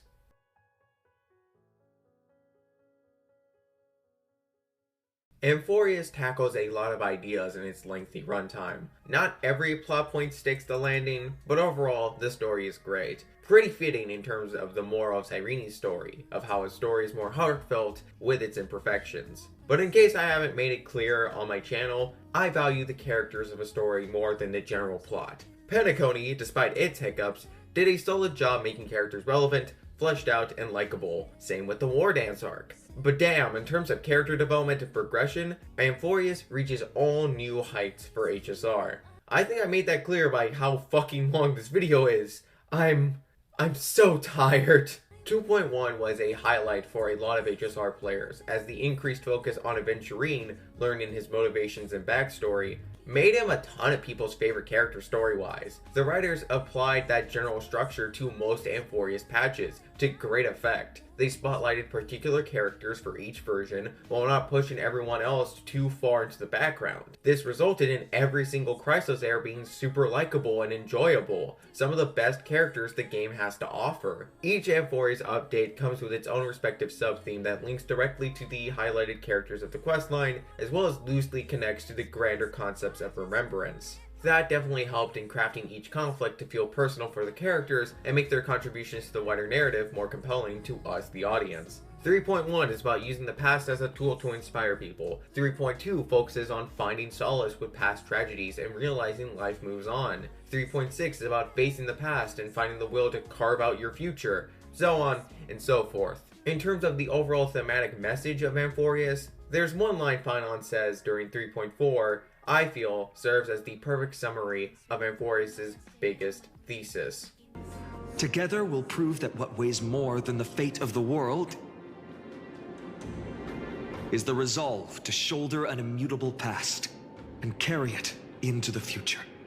Life is as melancholic as it is joyful. That's how it is for everyone. Not everything works out the way you want it to. Some people undoubtedly have it worse than others. My life hasn't been perfect, but I'm not gonna stand here and act like I have it as bad as people whose lives have been or currently are at stake. But you aren't defined by the horrors you've gone through or your moments of weakness. People are the culmination of all the occurrences we've undergone, both good and bad. We get to decide how we use that and define for ourselves who we are. You may not be able to change the past, but you don't need to look back with bitterness. Look back with acceptance, and carry it on as you continue growing as a person. The story of your life is ultimately yours to write. All you need to do is pick up the pen. There's also a meta aspect to Amphoreus. In universe, the Chrysoseirs aren't technically real people, they're glorified NPCs. You could read the Amphoreus saga, especially Demiurge's backstory, to be about how even the most fantastical tales can influence your view of reality. Like I said, we humans are the culmination of what we experience, and that includes books, TV shows, video games, heck, even content made by people here on YouTube. It sounds a little corny to admit, but multiple times the stories I've experienced have directly impacted my life and changed me as a person. Neo The World Ends With You taught me the importance of self-expression. Persona taught me to cherish the time I have and the bonds I forge with people. I learned from Xenoblade 2 to keep hope alive, even in the darkest times. Without Tokyo Ghoul, my sense of creativity as a writer would be wildly different. My sense of humor has forever been rewired by Gintama, an anime that has also been foundational in my beliefs of what it means to live happily. If I listed every content creator who has helped me through a rough patch, we'd be here all day. If I didn't get into HSR through randomly scrolling on Twitter during a cousin's birthday party, who knows where I'd be as a content creator. My channel has grown massively these past couple years due to you all supporting my videos and sharing them around. I can't fully express my gratitude for that. I've made so many friends through this game, many of whom I've grown close to and I'll love till the day I die. Yeah, a mobile game where you gamble to own your favorite characters has done that much for me. You know what? I wouldn't have it any other way. For all the opportunities and experiences it's provided me, Honkai Star Rail will have a soft spot in my heart, and I'll forever fondly remember the epic of Amphoreus, a story that taught me to keep running toward a happy tomorrow. The flame chase is a journey that changes from constant losses to an unwavering act of release. It's about knowing how fate is shattered, yet still embracing fate's brokenness. It's a journey that longs to receive love, but longs even more to offer its love to others. Many thanks for making it to the end. Planar Cardia is just on the horizon, so I wanted to get this compilation out as one last celebration of Amphoreus before the Express moves on to greener pastures. Thank you once again to my fellow CCs for contributing to the video and offering some words on what they love about Amphoreus. I would hope you enjoyed the video if you sat through all this to get here. If you did, I humbly ask you to leave a like, a comment, and to subscribe to the channel. Let me know who your favorite Amphoreus character is and why. I'd love to hear it. I know it's cliche for a YouTuber to ask for that kind of stuff, but it genuinely does help a ton in getting a video to perform well in the algorithm, which allows me to make more than 50 cents a day. If you feel so inclined to support me financially through more direct means, you can purchase my novels on Amazon or donate to my Ko-fi, both in the description. Whether your world has a day or night cycle, I wish you a good morning, good afternoon, and good night. I hope your visit to the Matsunoki Cafe was a memorable one. Until your next visit, whenever that may be, stay safe and take care.